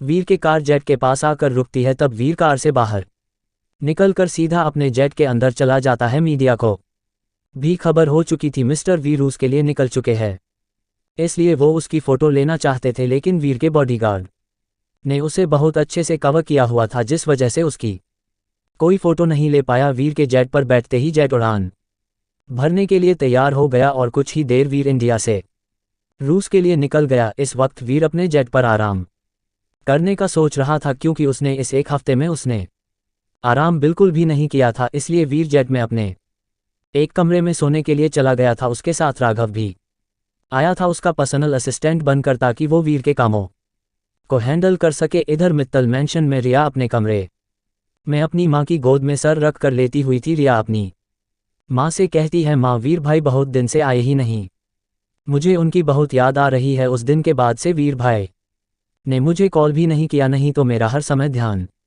रखते थे, लेकिन इतने दिनों से न उन्होंने कॉल किया न कोई मैसेज। और मैंने प्रिया से भी पता करवाया, वो कॉलेज भी नहीं जा रहे हैं। प्रिया को भी नहीं पता कि वीर भाई आखिर है कहाँ। जिस पर मिसेस मित्तल रिया से कहती है, पता नहीं बेटा विराज कहाँ है? उस दिन उसने कहा था कि वो बाद में आएगा, लेकिन तब से वो आया ही नहीं। पता नहीं कैसे होगा मेरा बच्चा। तभी रिया को कुछ याद आता है और कहती है, 1 मिनट सौम्या दी को पता होगा कि वीर भाई कहाँ, रुको मैं उनको फ़ोन करके पूछती हूँ। इतना कहकर रिया सौम्या को फ़ोन करती है। कुछ ही देर सौम्या रिया का कॉल रिसीव करती है और बोलती है हाँ रिया बोलो क्या हुआ। जिस पर रिया कहती है दी क्या आपको पता है कि वीर भाई कहाँ है, बहुत दिन हो गए हैं उनसे मिले। जिस पर सौम्या कहती है रिया ये तो मुझे नहीं पता है वीर भाई कहाँ है, क्योंकि मैंने वी मेंशन छोड़ दिया है और तब से वीर भाई भी बहुत कम मेंशन जाते हैं, इसलिए मुझे नहीं पता, लेकिन मैं तुम्हें पता करके बता सकती हूँ। मैं अभी भाई से पूछकर बताती हूँ, उन्हें जरूर पता होगा कि वीर भाई कहाँ है। रुको 2 मिनट लाइन पर रहना। हाँ इसके बाद सौम्या अभय के कमरे में जाती है। भाई क्या आपको पता है वीर भाई कहाँ है।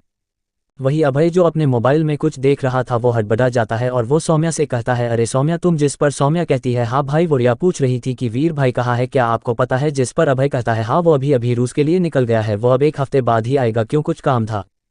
तब सौम्या कहती है नहीं भाई वो बस रिया पूछ रही थी वीर भाई कहाँ है इसलिए। इसके बाद सौम्या वहां से चली जाती है और अपने कमरे में आकर रिया से कहती है सुन लिया वीर भाई इंडिया में नहीं है, वो बाहर गए हुए हैं। जिस पर रिया कहती है ठीक दी बाई। इतना कहकर रिया दोनों कॉल कट कर देते हैं। उसके बाद रिया वापस से अपनी माँ के गोद में सर रख कर लेट जाती है। तब उसकी माँ रिया से पूछती है क्या हुआ रिया, विराज का पता चला कि। तब रिया कहती है हाँ माँ वीर भाई इंडिया से बाहर गए हुए हैं, वो 1 हफ्ते बाद आएंगे। अच्छा माँ आपने काव्या को बताया कि वीर भाई हम लोगों के सगे भाई है। जिस पर मिसेस मित्तल कहते हैं नहीं बेटा अभी मैं उसे कुछ भी नहीं बताया है, वैसे भी तुम तो जानती हो ना वो कैसे है, और वो लंदन भी चली गई, जब वो आएगी तब मैं उसे बता दूंगी। जिस पर रिया कहती है हाँ माँ यही सही रहेगा, जब वो घर आएगी तब उसे सरप्राइज भी मिल जाएगा। दोनों ऐसे माँ बेटी बातें करते करते कब सो जाते हैं पता नहीं चलता है। वही प्रिया अपने माथुर विला में अपने कमरे की खिड़की के पास खड़ी थी और वो एक तक आसमान में निकले आधे चांद को देख रही थी। साथ में प्रिया की आंखों में नमी भी थी, शायद प्रिया वीर के बारे में सोच रही थी। वही माथुर विला में प्रिया के दादाजी के कमरे में दादाजी वीर के दादाजी से बातें कर रहे थे फ़ोन पर, क्योंकि उनके बीच शुरू से दोस्ती रही थी। प्रिया के दादाजी वीर के दादाजी से कहते हैं सुना है तेरा खोया हुआ पोता मिल गया है, तो कब मिलाने वाला है तू। जिस पर वीर के दादाजी कहते हैं हाँ यार मेरा पोता मिल गया, और पता है वो बिल्कुल मेरे जैसे ही दिखता है, जब तुम उसे देखोगे तो खुद पहचान जाओगे। वैसे मैंने सोचा है कि मैं अपने पोते की शादी तेरी पोती से करा दूं, क्या कहता है तू। उनकी बात सुनकर प्रिया के दादा कहते हैं हाँ यार ये तो बहुत अच्छी बात तुमने सोची, मैं अपनी पोती से बात करके तुझे बता दूंगा। वैसे भी 1 हफ्ते बाद उसका बर्थडे आने वाला है, तो मैंने उसके लिए एक पार्टी रखी है, सोच रहा हूँ उसी दिन तेरे पोते के साथ एंगेजमेंट करा दूं। उनकी बात पर वीर के दादाजी भी तैयार हो जाते हैं।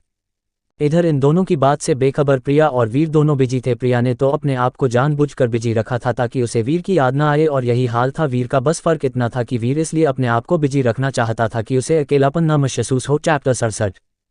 तो चलिए शुरू करते हैं इस नावल का नया चैप्टर, वो भी बिना किसी देरी किए।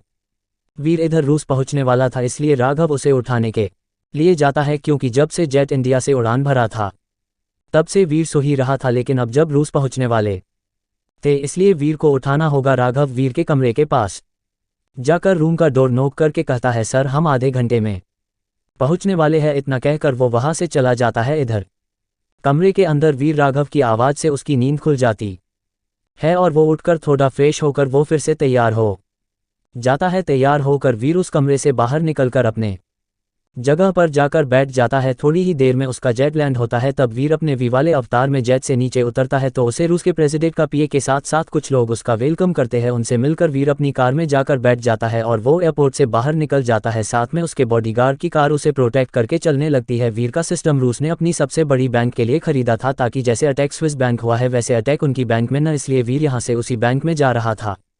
वीर जल्दी ही बैंक पहुँच जाता है और सिस्टम इंस्टॉल करने के बाद वो वहां से अपने होटल के लिए निकल जाता है। वही कुछ लोगों को पता चल जाता है कि मिस्टर वी रूस आए हुए है, इसलिए उनसे मिलने के प्लान बनाने लगते हैं, क्योंकि सबको बता दिया गया था कि अगर कोई बिजनेस प्रोपोजल लेकर आता है तो मिस्टर वी की कंपनी के पास पहुंचे। मिस्टर वी 1 हफ्ते के लिए यहाँ रुकेंगे। इस 1 हफ्ते में जिन जिन लोगों को उनसे बात करनी है वो कर सकते हैं। इधर वीर जिस होटल में था वो उसी की कंपनी के अंदर आता था। इस होटल को उसने इंडिया से आने से पहले ही खरीद लिया था, इसलिए अब ये होटल उसकी कंपनी के अंदर आता है। वीर अपने होटल के कमरे में जाकर फ्रेश होकर थोड़ा आराम कर वो अपनी कंपनी के लिए चला जाता है, क्योंकि उसे वहाँ पर बहुत काम था।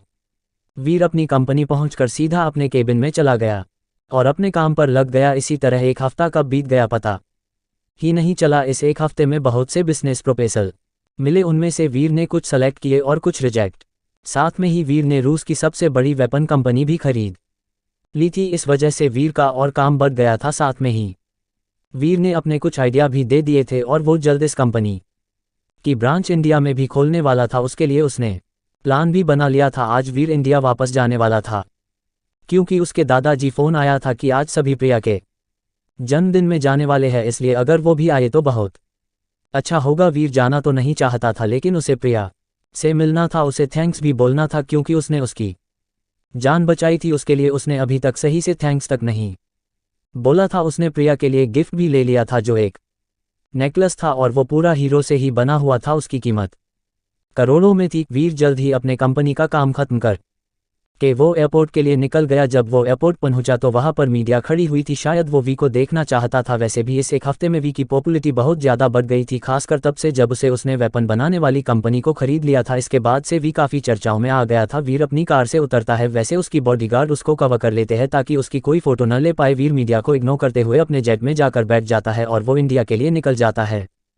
इधर मित्तल मैंशन में सभी तैयार हो गए थे और वो प्रिया के जन्मदिन में जाने के लिए निकलने वाले थे। पार्टी रॉयल होटल में थी, इसलिए सभी यहाँ से वही जाने वाले थे। सभी लोग बस दादाजी का इंतजार कर रहे थे ताकि उनके आने बाद सभी साथ में निकले। तभी दादाजी भी तैयार होकर आ गया। तब साथ में सभी रॉयल होटल के लिए निकल गए। जल्दी सभी रॉयल होटल पहुंच जाते हैं। तब माथुर परिवार उनका बहुत अच्छे से उनका वेलकम करता है। प्रिया अभी नहीं आई थी क्योंकि वो बर्थडे गर्ल थी, इसलिए वो तैयार होने के लिए पार्लर गई हुई थी। उसके साथ रिया भी थी, दोनों साथ में थी। वैसे भी रिया प्रिया के साथ हमेशा से रहती है, खासकर ऐसे मौके पर। ऐसे थोड़ी दोनों बेस्ट फ्रेंड है। दोनों इस वक्त पार्लर में तैयार हो रही थी। तभी रिया प्रिया से कहती है, प्रिया आज पता है वीर भाई भी आने वाली है। वीर का नाम सुनकर प्रिया उसकी तरफ देखने लगती है और साथ में उसकी दिल के धड़कने बढ़ गई थी। प्रिया ने अपना एक हाथ अपने दिल पर रख लिया था। प्रिया को लग रहा था कि कहीं उसका दिल बाहर ना आ जाए। तब प्रिया अपनी आंखें बंद करके खुद को रिलैक्स करती थी। प्रिया नॉर्मल होकर रिया से कहती है, तो मैं क्या करूँ, उसका वो आने वाला है। जिस पर रिया उसे देखने लगती है और कहती है, तू होश में तो है, तू क्या कह रही है, मुझे तो तुझे देखकर लग रहा है कि तू मेरी दोस्त नहीं है, कोई और है। जिस पर प्रिया चिढ़ते हुए कहती है, बस कर, बहुत हो गई तेरी एक्टिंग। तब रिया फिर से कहती है, प्रिया तुझे हो क्या गया है यार, तू तो थी जो वीर भाई को देखकर पागल हो गई थी और अब कह रही है कि तुझे कुछ फर्क नहीं पड़ता है। तब प्रिया कहती है, तो मैं क्या करूँ, मैं उसके आगे पीछे घूमूं, वैसे भी सिर्फ मेरे प्यार करने से कुछ नहीं होगा। उसके अंदर में मेरे लिए फीलिंग्स होनी चाहिए और मुझे पता है कि वो मेरे लिए कोई फीलिंग्स नहीं रखता है। वो सिर्फ मुझे दोस्त की नज़र देखता है, वो भी इसलिए क्यों कि मैं उसकी जान बचाई थी और ये बात तू भी बात जानती है। जिस पर रिया चुप हो जाती है क्योंकि रिया की बात बिल्कुल भी सही थी। इसके बाद दोनों में कोई बात नहीं होती है। रिया उससे बात करने की कोशिश करती है लेकिन प्रिया उसकी बातों का कोई जवाब नहीं देती है, इसलिए रिया भी उसे कुछ नहीं कहती है। दोनों शांति से अपना अपना मेकअप करवाती है, फिर साथ में दोनों रॉयल होटल के लिए निकल जाती है। दोनों जल्दी ही रॉयल होटल पहुंच जाती है। जैसे ही दोनों होटल में इंटर करती है वैसे ही लोगों की नजरें उन दोनों पर थम जाती है क्योंकि दोनों लग ही रही थी इतनी खूबसूरत। प्रिया के आते ही उसको सभी विश करने लगते हैं। वही रिया अपनी फैमिली के पास चली जाती है ये देखने के लिए कि वीर भाई आए या नहीं। रिया अपनी माँ के पास जाकर पूछती है, माँ वीर भाई नहीं दिखाई दे रहे हैं। जिस पर मिसेस मित्तल कहती है, वो कैसे आप दिखाई देंगे, अभी तेरा वीर अभी आया ही नहीं है। जिस पर रिया कहती है, क्या अभी वीर भाई अभी नहीं आए हैं, लेकिन उनको तो अब तक तो आ जाना चाहिए, अभी थोड़ी देर में केक कट होने वाला है। जिस पर मिसेस मित्तल कहती है, तुम इस बारे में अपने दादाजी से बात करो, जाकर उन्हीं को पता होगा कि वीर कहाँ है। तब रिया वहां से अपने दादाजी के पास जाती है जहां पर वीर के दादाजी प्रिया के दादाजी के साथ बातें कर रहे थे। रिया अपने दादाजी के पास जाकर पूछती है, दादाजी भाई अभी तक नहीं आए, वो कहाँ पर है। जिस पर दादाजी ने रिया से कहा, बेटा वो आ रहा है, तुम परेशान मत हो, उसने कहा है वो आएगा तो आएगा। जिस पर रिया कुछ नहीं कहती है और वहां से प्रिया के पास चली जाती है। ऐसे ही केक कट होने के टाइम भी आ गया था लेकिन अभी तक वीर नहीं आया था। सभी लोग वीर का ही इंतजार कर रहे थे। तभी वीर के दादाजी ने कहा, वीर को आने में देर हो जाएगा, तब तक प्रिया का केक कट कर लेते हैं। उनकी बात पर सभी राजी हो जाते हैं। उसके बाद प्रिया का केक होता है।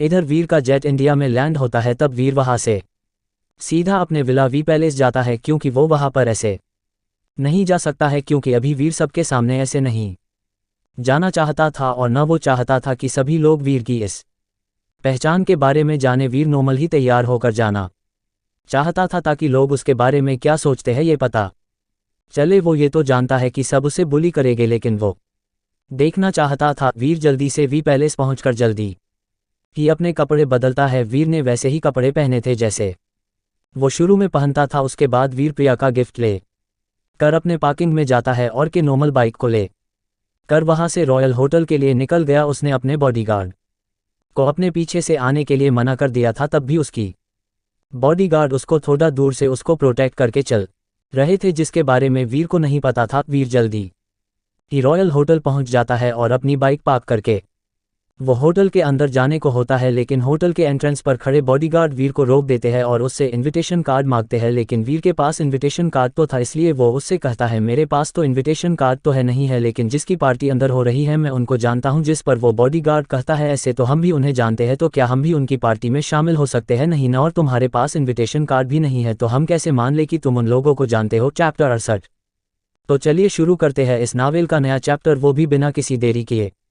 वीर बॉडीगार्ड को समझाने की कोशिश करता है लेकिन उस बॉडीगार्ड को देखकर ऐसा लग रहा था कि वो जैसे कुछ समझना ही नहीं चाहता हो। वीर के इतना समझाने की बाद में भी वो समझने को तैयार ही नहीं था, जिस पर वीर उसके बाद कुछ नहीं कहता है। कुछ देर शांति के बाद वीर उससे पूछता है वैसे आपका नाम क्या है? जिस पर वो बॉडीगार्ड कहता है क्यों, क्या करेगा? मेरा नाम जानकर मुझे नौकरी से निकालेगा? तू जानता नहीं है मैं मिस्टर वी का खास आदमी हूं, समझे? अगर मुझे कुछ ही हुआ या मुझे यहाँ से निकाला गया तो मिस्टर वी तुझे छोड़ेंगे नहीं। वीर उसकी बात कर हंसने का मन करता है, वो कहाँ से उसका खास आदमी लग रहा था। ये सोच सोच कर वीर को अंदर ही अंदर हंसी आ रही थी, इस वजह से उसकी चेहरे पर थोड़ी सी स्माइल आ जाती है। उसको हंसता देखकर वो बॉडीगार्ड भड़कते हुए कहता है तुझे बहुत हंसी आ रही है न, रुक मैं अभी बुलाता हूँ मिस्टर वी को, वो अंदर ही है। जिस पर वीर कहता है अच्छा ऐसा क्या, तो आप उन्हें जरूर बुलाएं, मैं भी उनसे मिलना चाहता हूँ, आखिर इतने महान इंसान से कौन नहीं मिलना चाहेगा।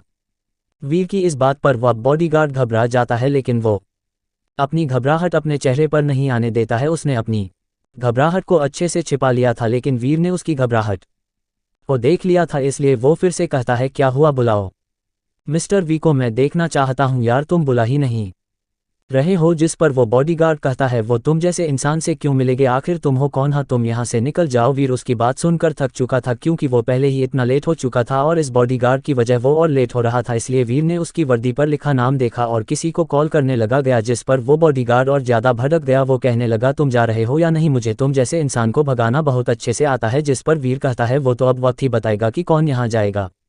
इतना कहकर वो अभय को कॉल करता है क्योंकि ये ओबरॉय की कंपनी के अंदर आता था और वहाँ का सीईओ अभय था, इसलिए उसने अभय को ही कॉल करना जरूरी समझा। कुछ ही देर में अभय उसका कॉल उठा लेता है लेकिन वो वीर की बात सुने बिना वो चालू हो जाता है। यार वीर कहाँ रह गया तू? यहाँ पर सब लोग तेरा इंतजार कर रहे हैं, केक भी कट हो चुका है लेकिन तू अभी तक आया ही नहीं। उसकी लगातार बकबक की वजह वीर का दिमाग और ज्यादा खराब होने लगता है। वो कहता है तू चुप रहेगा या नहीं? जिस पर अभय चुप हो जाता है और कहता है हाँ बता क्या हुआ, क्यों तू इतना भड़का हुआ है? जिस पर वीर कहता है मैं रॉयल होटल आधे घंटे पहले ही आ गया था लेकिन मुझे एक बॉडीगार्ड ने रोक लिए और इनविटेशन कार्ड मांग रहा है, अब बता मैं कहाँ से दूँ? अगर दादाजी मुझे यहाँ नहीं बुलाया होता तो मैं यहाँ आता ही नहीं। जिस पर अभय उसकी बात समझ जाता है और वो कहता है तू वहीं पर रुक, मैं अभी आता हूँ। इसके बाद अभय कॉल कट कर देता है। जिस पर वीर फोन को देखकर कहता है मेरी पूरी बात तो सुन लेता, लेकिन नहीं, इसको फोन काटने की बहुत जल्दी रहती है। इसके बाद वीर किसी को मैसेज करता है, इसके बाद वो अपना मोबाइल जेब में रख लेता है। जिस पर वो बॉडीगार्ड कहता है हो गई तेरी बात, अब निकल यहाँ से। जिस पर वीर कहता है इतनी जल्दी क्या है वीरेंद्र जी, अभी तो मैंने कॉल ही की है, अभी मुझे बहुत कुछ करना बाकी है, अब आप देखते जाए। अभी वीर बोल ही रहा था कि पीछे से आवाज आई अबे फटीचर तू यहाँ क्या कर रहा है? जिस पर वीर पीछे मुड़कर देखता है तो वहां पर उसके ही उम्र का लड़का नजर आता है। उसने बहुत अच्छे कपड़े पहने हुए थे। वो लड़का चलता हुआ वीर के पास आता है और कहता है क्या हुआ फटीचर, तूने मुझे पहचाना नहीं? मैं समीर, तुझे याद नहीं? अरे हाँ, मैं तो भूल ही गया कि तू अपनी पूरी मेमोरी ही खो चुका है। इतना बोलकर वो हंसने लगता है। वही वीर उस लड़के को देखकर पहचान गया था, ये लड़का कोई और नहीं समीर राजवंश इंडस्ट्री इसी के पापा की है। फैमिली में इकलौते होने की वजह से बहुत बिगड़ गया है, इसलिए ये कॉलेज में सभी लड़कों को बुली किया करता है। ये मुंबई यूनिवर्सिटी में पढ़ता है, वहाँ पर ये वीर को बुली किया करता था, इसलिए वीर इसे पहचान गया लेकिन उसने उसको नजरअंदाज कर दिया, जैसे उसने उसकी कोई बात नहीं सुनी। जिस पर समीर की हंसी गायब हो गई क्योंकि उसको किसी का नजरअंदाज करना बिल्कुल भी नहीं पसंद था। समीर उस पर भड़कते हुए कहता है तूने मुझे इग्नोर किया, हाँ लगता है कॉलेज की मार तू भूल गया, तो क्या हुआ, मैं हूं ना तुझे याद कराने के लिए। इतना कहकर वो वीर पर हाथ उठाने वाला ही था कि उसे दूर से अभय आता हुआ दिखाई देता है। जिस पर समीर रुक जाता है और वो वीर से कहता है तू रुक, मैं तुझे बाद में सबक सिखाता हूं, पहले मुझे अभय सर से मिलता हूं। इतना कहकर वो अपना एक हाथ बढ़ाते हुए अभय की तरफ जाता है, लेकिन ये क्या, अभय ने उसकी एक तरफ देखा ही वो जाकर वीर के गले मिल गया। खुद को इग्नोर करते हुए समीर को बहुत तेज गुस्सा आता है और वो पीछे मुड़कर देखता है तो उसका गुस्सा हैरानी में बदल जाता है क्योंकि उसे कभी नहीं लगा था कि वीर अभय को जानता था कि तभी काया भी अभय के बगल से निकलते हुए वीर के गले से मिलती है। क्योंकि वीर पूरे एक हफ्ते बाद दिखाई दे रहा था, इस वजह से दोनों को टेंशन हो रही थी। वही वो बॉडीगार्ड भी घबरा गया था, अब उसे कुछ गलत होने की आशंका होने लगी, इसलिए वो अभय और काया के पास जा पहुंचा। जिस पर वीर कहता है आइए आइए वीरेंद्र जी। फिर वो अभय और काया की तरफ देखकर कहता है तुम दोनों को पता है ये भाई साहब कह रहे थे कि ये मिस्टर वी के खास आदमी है जिस पर दोनों कहते हैं क्या सीरियसली, इतना कहकर दोनों हंसने लगते हैं। फिर अभय कहता है मिस्टर वीरेंद्र जी अब आप यहाँ से जा सकते हैं, आपने बहुत अच्छा काम किया। तभी काया अभय को एक पेपर देती है जो पेपर लेकर पहले वीर उसमें अपने साइन करता है, फिर वो पेपर लेकर वो आदमी को दे देता है। वही वो बॉडीगार्ड समझ नहीं पाता है, लेकिन जैसे वो पेपर देखता है तो उसके हाथ कांपने लगते हैं। तभी कुछ बॉडीगार्ड आते हैं और उस बॉडीगार्ड को उठाकर होटल के बाहर फेंक देते हैं। इधर समीर कुछ समझ नहीं आ रहा था कि वहाँ क्या हो रहा था और ये फटीचर इन दोनों को कैसे जानता है, यही सब सवाल समीर के दिमाग में चल रहे थे। इसलिए वो भी उन दोनों के पास जा पहुंचा, जिस पर वीर कहता है लो एक और नमूना आ गया। समीर उसकी बात पर उसको घूरने लगता है, जिस पर अभय कहता है लगता है मिस्टर राजवंश को बहुत गुस्सा आ रहा है, लेकिन जरा ध्यान से कहीं ये गुस्सा आपका लेके डूब न जाए। इसके बाद तीनों वहां से अंदर चले जाते हैं। वही समीर अभय की बातों का मतलब समझ तो गया था, लेकिन उसे समझ में नहीं आ रहा था कि अभय ने उससे ऐसा क्यों कहा। कहीं मैं सोच रहा हूँ कहीं वो सच तो नहीं। नहीं नहीं ऐसा नहीं हो सकता, अभय उस फटीचर को कैसे जानता होगा। अभी वो सोच ही रहा था कि तभी उसका मोबाइल फोन बजने लगा, जिस पर समीर होश में आया। उसने अपना मोबाइल देखा तो उसका पापा का फोन आ रहा था।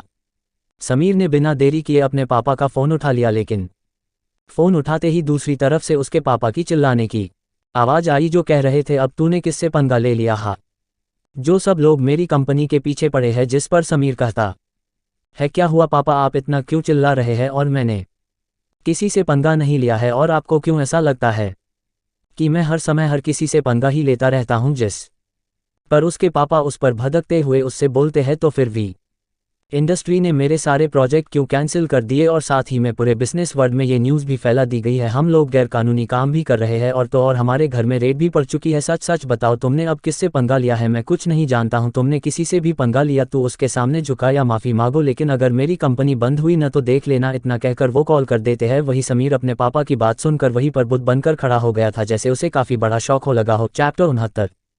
तो चलिए शुरू करते हैं इस नावेल का नया चैप्टर, वो भी बिना किसी देरी किए। कुछ देर बाद समीर होश में आया और उसे एहसास हुआ कि उसने क्या कर दिया, इसलिए वो अंदर भागा। वही अंदर वीर अभय और काया के साथ अंदर पहुंचा। उसको सबसे पहले रिया ने देखा। रिया वीर के पास आकर उसके गले लगते हुए कहती है भाई आप कहाँ रह गए थे, हम आपका कितनी देर से इंतजार कर रहे थे। जिस पर वीर कहता है रिया मैं एक जरूरी काम में फंस गया था, लेकिन अब तो आ गया हूँ। वैसे बर्थडे गर्ल कहाँ कहीं नजर नहीं आ रही है। जिस पर रिया कहती है वो आपसे नाराज है, इसलिए वो आपको अब उसे मनाना पड़ेगा, लेकिन उससे पहले चलो दादाजी के पास, वो आपका बहुत देर से इंतजार कर रहे हैं। चलिए। इतना कहकर रिया वीर का हाथ पकड़कर दादाजी के पास ले जाती है और उसके पीछे पीछे काया और अभय भी जाती है। वही अभय तो बस रिया को ही देखे जा रहा था, उसकी आंखें बता रही थी कि उसको रिया के लिए फीलिंग्स है। रिया वीर को दादाजी के पास ले जाकर कहती है दादाजी देखिए वीर भाई आ गए। जिस पर दादाजी पीछे मुड़कर देखते है तो वीर को पाकर कहते हैं तुमने बहुत देर कर दी बेटा।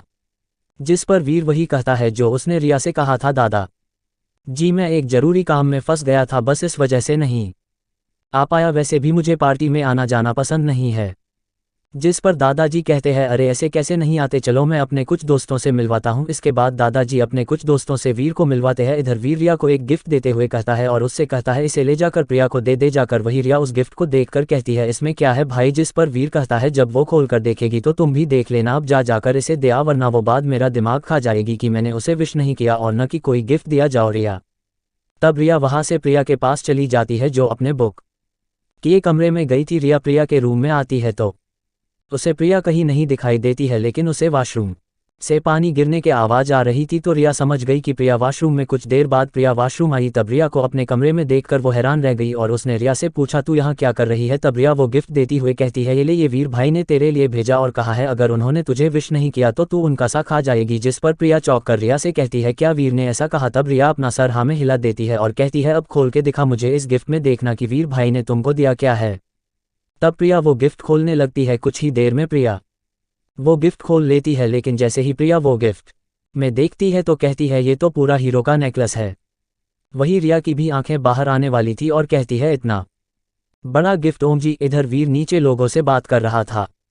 अब तक पूरी पार्टी में सब लोगों को पता चल चुका था कि वीर ही मित्तल परिवार का खोया हुआ बेटा है, इसलिए सब उससे दोस्ती करना चाहते थे, लेकिन वीर इन सब में कोई भी ध्यान नहीं दे रहा था। वीर चलकर एक कोने वाली काना वाली टेबल पर जाकर बैठ जाता है और उसके पीछे पीछे अभय और काया भी उसके साथ जाकर बैठ जाते हैं। बातों बातों में वीर अभय से कहता है, क्या हुआ, तेरी और रिया की लव स्टोरी कहाँ तक बढ़ी, जिस पर अभय चौंक जाता है और वो अपनी नजरें चुराते हुए कहता है, वीर ऐसा कुछ नहीं है, मेरे और रिया के बीच में ऐसा कुछ नहीं है। जिस पर वीर कहता है, हाँ हाँ वो तो मुझे पता है क्या है और क्या नहीं, लेकिन मैं बता दे रहा हूं, अगर तू ऐसे चलता रहा न तो तब रिया की शादी किसी और के साथ हो जाएगी और तू बस यही कहता रहेगा कि मेरे और रिया के बीच में कुछ भी नहीं है। जिस पर अभय कुछ नहीं कहता है। तब वीर आगे कहता है, देख वो तुझ पर क्यों यकीन कर रही है ये तुझे भी पता है और मुझे भी, इसलिए तुझे उसको विश्वास दिलाना होगा कि तू उसके लायक है, समझा। जिस पर अभय अपना सर हाँ में हिला देता है। फिर वो काया की तरफ देखता है जो मजे से खाना खाने में लगी थी या ये कहे ठूसने में लगी थी। उसे ऐसा देखकर वीर कहता है, अरे मोटी थोड़ा संभाल कर खा, नहीं तो गले में फंस गया तो तू सीधा ऊपर ही चली जाएगी। अभी वीर ने इतना कहा ही था कि काया को ठसका लग गया और खांसने लगी, जिस पर वीर उसको पानी पिलाता है। थोड़ी राहत में मिलने पर काया वीर की तरफ देखती है। काया की आंखें में इस वक्त आंसू थे क्योंकि ठसका बहुत तेज लगा था। काया वीर से कहती है, तू न मेरे खाने में नजर मत लगाया कर वरना मैं तुम्हें किसी दिन पीट दूंगी। जिस पर वीर कहता है, अरे अरे मैं तो इसलिए कह रहा था, कहीं तू मोटी हो गई तो कहीं राघव तुझे रिजेक्ट न कर दे, इसलिए मैं कह रहा हूं तू कम खाया कर, नहीं तो एक दिन खा खा कर फट जाएगी। उसकी बात पर काया उसे घूर कर देखती है। जिस पर वीर कहता है, घूर क्यों रही है, मैं सही कह रहा हूं, अगर तू इतना खाएगी तो शायद राघव तुझे रिजेक्ट भी कर सकता है, मैं तो बस ये कहने की कोशिश कर रहा हूं। जिस पर काया सोचने लगती है। फिर सोचते हुए वो वीर से कहती है, कहीं इसलिए तो वो मुझ पर ध्यान नहीं दे रहा है। तब वीर कहता है, हाँ हो सकता हूं, या फिर ये भी हो सकता है कि कहीं उसका दूसरा चक्कर चल रहा हो, वैसे वो महाशय है, कहाँ दिख नहीं रहे हैं, नहीं तो वैसे वो तुझसे चिपका ही रहता था। तब काया कहती है, वो मुझसे चिपका नहीं रहता है, बल्कि मैं उसे जबरदस्ती साथ में रखती थी, आने दो उसको, फिर मैं उसको बताती हूँ। जिस पर वीर कहता है, तू कर क्या लेगी, क्या पता वो जब आए कहीं अपने साथ किसी को उठाना लाए। तब काया चिल्लाते हुए कहती है, नहीं ऐसा नहीं हो सकता है, मैं उसे किसी और नहीं होने दे सकती। उसकी आवाज़ इतनी तेज थी कि सभी लोग उसकी तरफ देखने लगती है। तब वीर कहता है, तू इतना भड़क क्यों रही है, मैं बस तुझे बता रहा हूँ कि जल्दी कुछ कर, नहीं तो क्या पता ये सब चीज़ें सच हो जाए, ले आएगा तेरा राघव। तब काया ने पीछे मुड़कर देखती है कि राघव उसकी तरफ ही आ रहा था, लेकिन तभी उसके आसपास नजर गई जो राघव को ही देख रही थी, जिसे देखकर काया अपने मन में कहती है, इसे क्या जरूरत थी इतना तैयार होकर आने की। चैप्टर 70। तो चलिए शुरू करते हैं इस नावल का नया चैप्टर, वो भी बिना किसी देरी किए। फिर काया उठकर उसकी तरफ जाती है और वो राघव के एक तरफ अपनी बाहें डालकर सब लड़कियों को देखती है, जिस पर सभी लड़कियां जो राघव को देख रही थी वो अपनी नजरें चुराने लगती है। वही राघव की तो हालत ही खराब हो गई थी। काया के इतने करीब आने से दोनों चलकर वीर के पास जाकर बैठ जाते हैं। इधर अभय वीर से कहता है, तू क्यों उसको भड़का रहा था। तब वीर कहता है, क्योंकि ये जरूरी है, मैं राघव के साथ इतने दिन रह कर जान गया हूं कि ये भी काया से प्यार करता है, बस डरता है क्योंकि वो अनाथ है और अनाथों की जिंदगी कैसी होती है ये मुझसे बेहतर कोई नहीं जान सकता है। जिस पर अभय कहता है, तू क्यों सब कुछ बार बार याद करता है, तू भूल क्यों नहीं जाता है। तब वीर कहता है, कुछ चीज़ें ऐसी ही होती है जिन्हें कितना भी भुलाने की कोशिश करो वो उतना ही याद आ जाती है, इसका हम कुछ नहीं कर सकते हैं। खैर तुम लोग पार्टी एंजॉय करो, मैं जा रहा हूँ, बस एक बार दादाजी से मिल लूँ और हाँ मेरी कही हुई बात का ध्यान रखना, उसे जितनी जल्दी हो सके उसको यकीन दिला, क्योंकि मैं अपनी बहन को बस खुश देखना चाहता हूँ और तू मुझे उसके लिए सही लगता है। बस इतना कहकर वीर वहां से चला जाता है और अभय उसे बस जाते हुए देखता रह जाता है। तभी उसे काया की आवाज़ आती है, क्या देख रहे हो अभय। तब अभय कहता है, बस देख रहा हूँ अपनी जिंदगी मैं इतना सब कुछ देखने के बाद भी इसे सिर्फ दूसरी लोगों की पड़ी है, अपनी नहीं। जिस पर काया कहती है, वो ऐसा है अभय और ये बात तुमसे बेहतर और कौन जान सकता है। उसके बाद अभय कुछ नहीं कहता है। कुछ देर बाद अभय कहता है, काश उसकी लाइफ में ऐसी लड़की आए जो उसको समझे। जिस पर काया कहती है, ऐसा कभी नहीं हो सकता है क्योंकि वो 2 बार धोखा खा चुका है और 2 बार धोखा खाने के बाद भी तो इंसान टूट जाता है, इसलिए अब उससे कोई भी उम्मीद मत रखो कि वो अब कुछ ऐसा करेगा, क्योंकि अब उसे किसी चीज़ पर भी भरोसा नहीं है।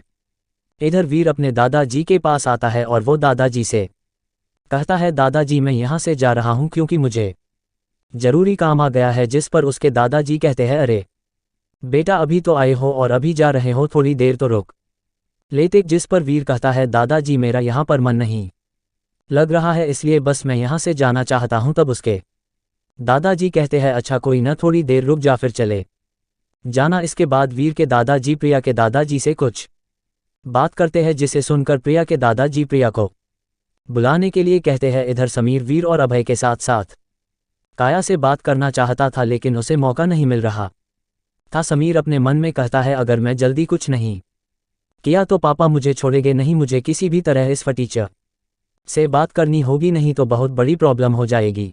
इधर कुछ देर बाद प्रिया रिया के साथ नीचे आती है। प्रिया ने वीर का दिया हुआ नेकलेस अपने गले में पहना हुआ था ताकि वो वीर को दिखा सके कि उसने उसका गिफ्ट उसे बहुत पसंद आया है। वही वीर ने जैसे ही प्रिया को देखा तो वो उसे देखता रह गया। इधर समीर ने भी उन दोनों को देख लिया था, लेकिन समीर प्रिया को नहीं बल्कि रिया को देख रहा था। उसे देखकर समीर के दिमाग में बहुत खतरनाक प्लान चलने लगा था। समीर अपने आप से कहता है अब देखता हूँ कि तू मेरी हेल्प कैसे नहीं करता है। इतना कहकर वो वहाँ से बार काउंटर की तरफ चला जाता है।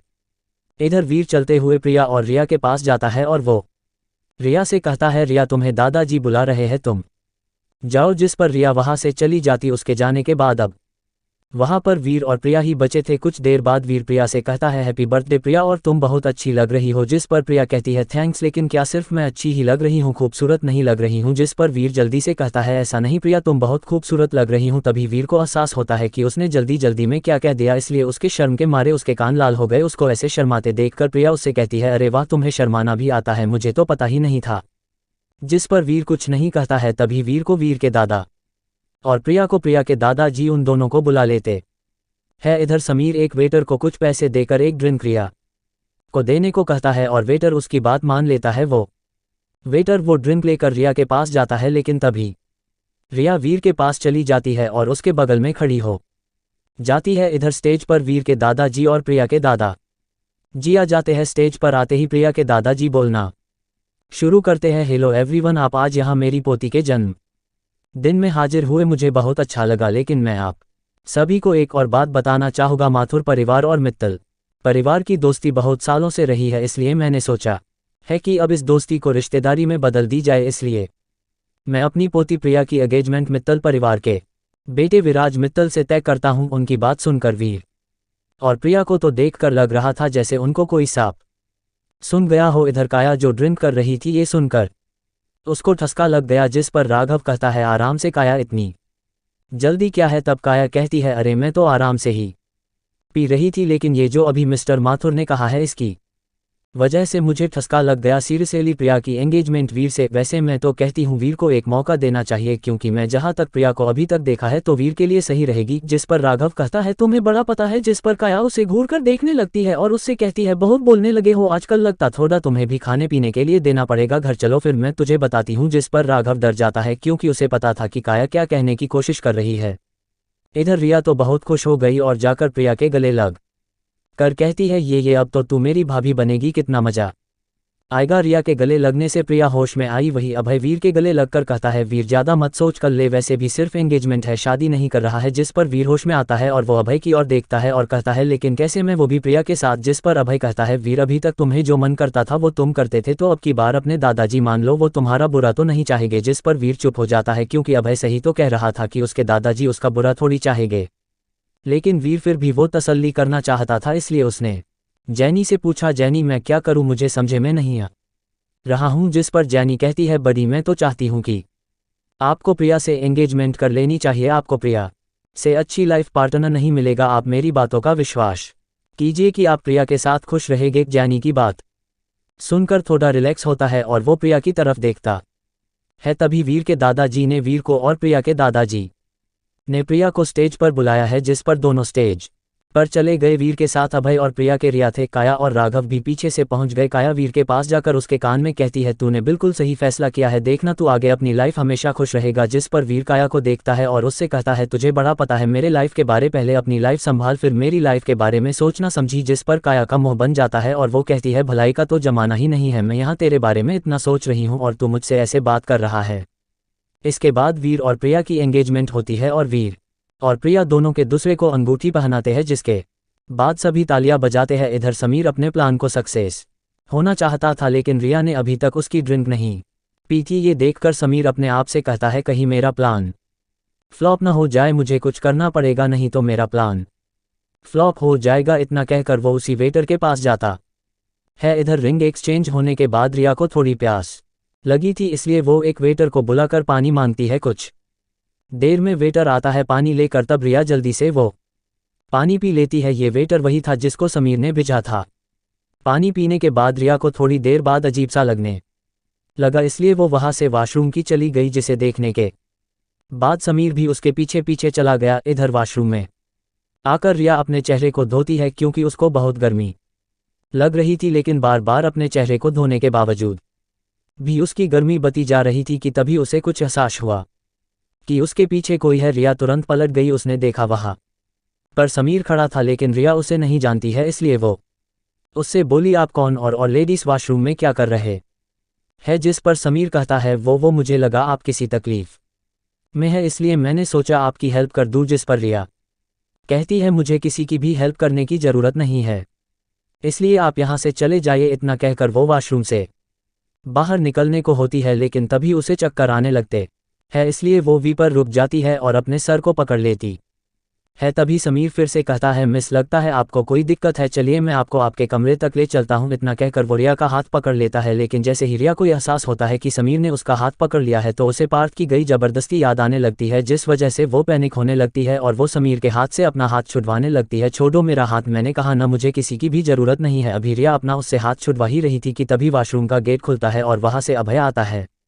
अभय सीधा आकर समीर के चेहरे पर एक मुक्का जड़ देता है और उससे कहता है, लगता है मेरी बात तुझको समझे में नहीं आई थी, तू रुक, मैं अभी तुझे बताता हूँ। इतना कहकर रिया के पास जाता है। रिया अभय को देखकर उसके गले लग जाती है और कहती है, मुझे बचा लो, नहीं तो ये मुझे। इतना कहकर वो फूट फूट कर रोने लगती है। तभी रिया की बॉडी और ज़्यादा हीट होने लगती है, जिस वजह से वो अपनी बॉडी अभय से चिपकाने लगती है, क्योंकि उसे अभय की बॉडी से ठंडक मिल रही थी। तब अभय किसी को मैसेज करता है और रिया को लेकर इसी होटल में अपने बुक किए कमरे में ले जाता है, क्योंकि उसे समझ में आ गया था कि रिया को ड्रग दिया गया है। उसके जाने के बाद कुछ बॉडीगार्ड आते हैं और अभय को घसीटते हुए वहां से ले जाते हैं।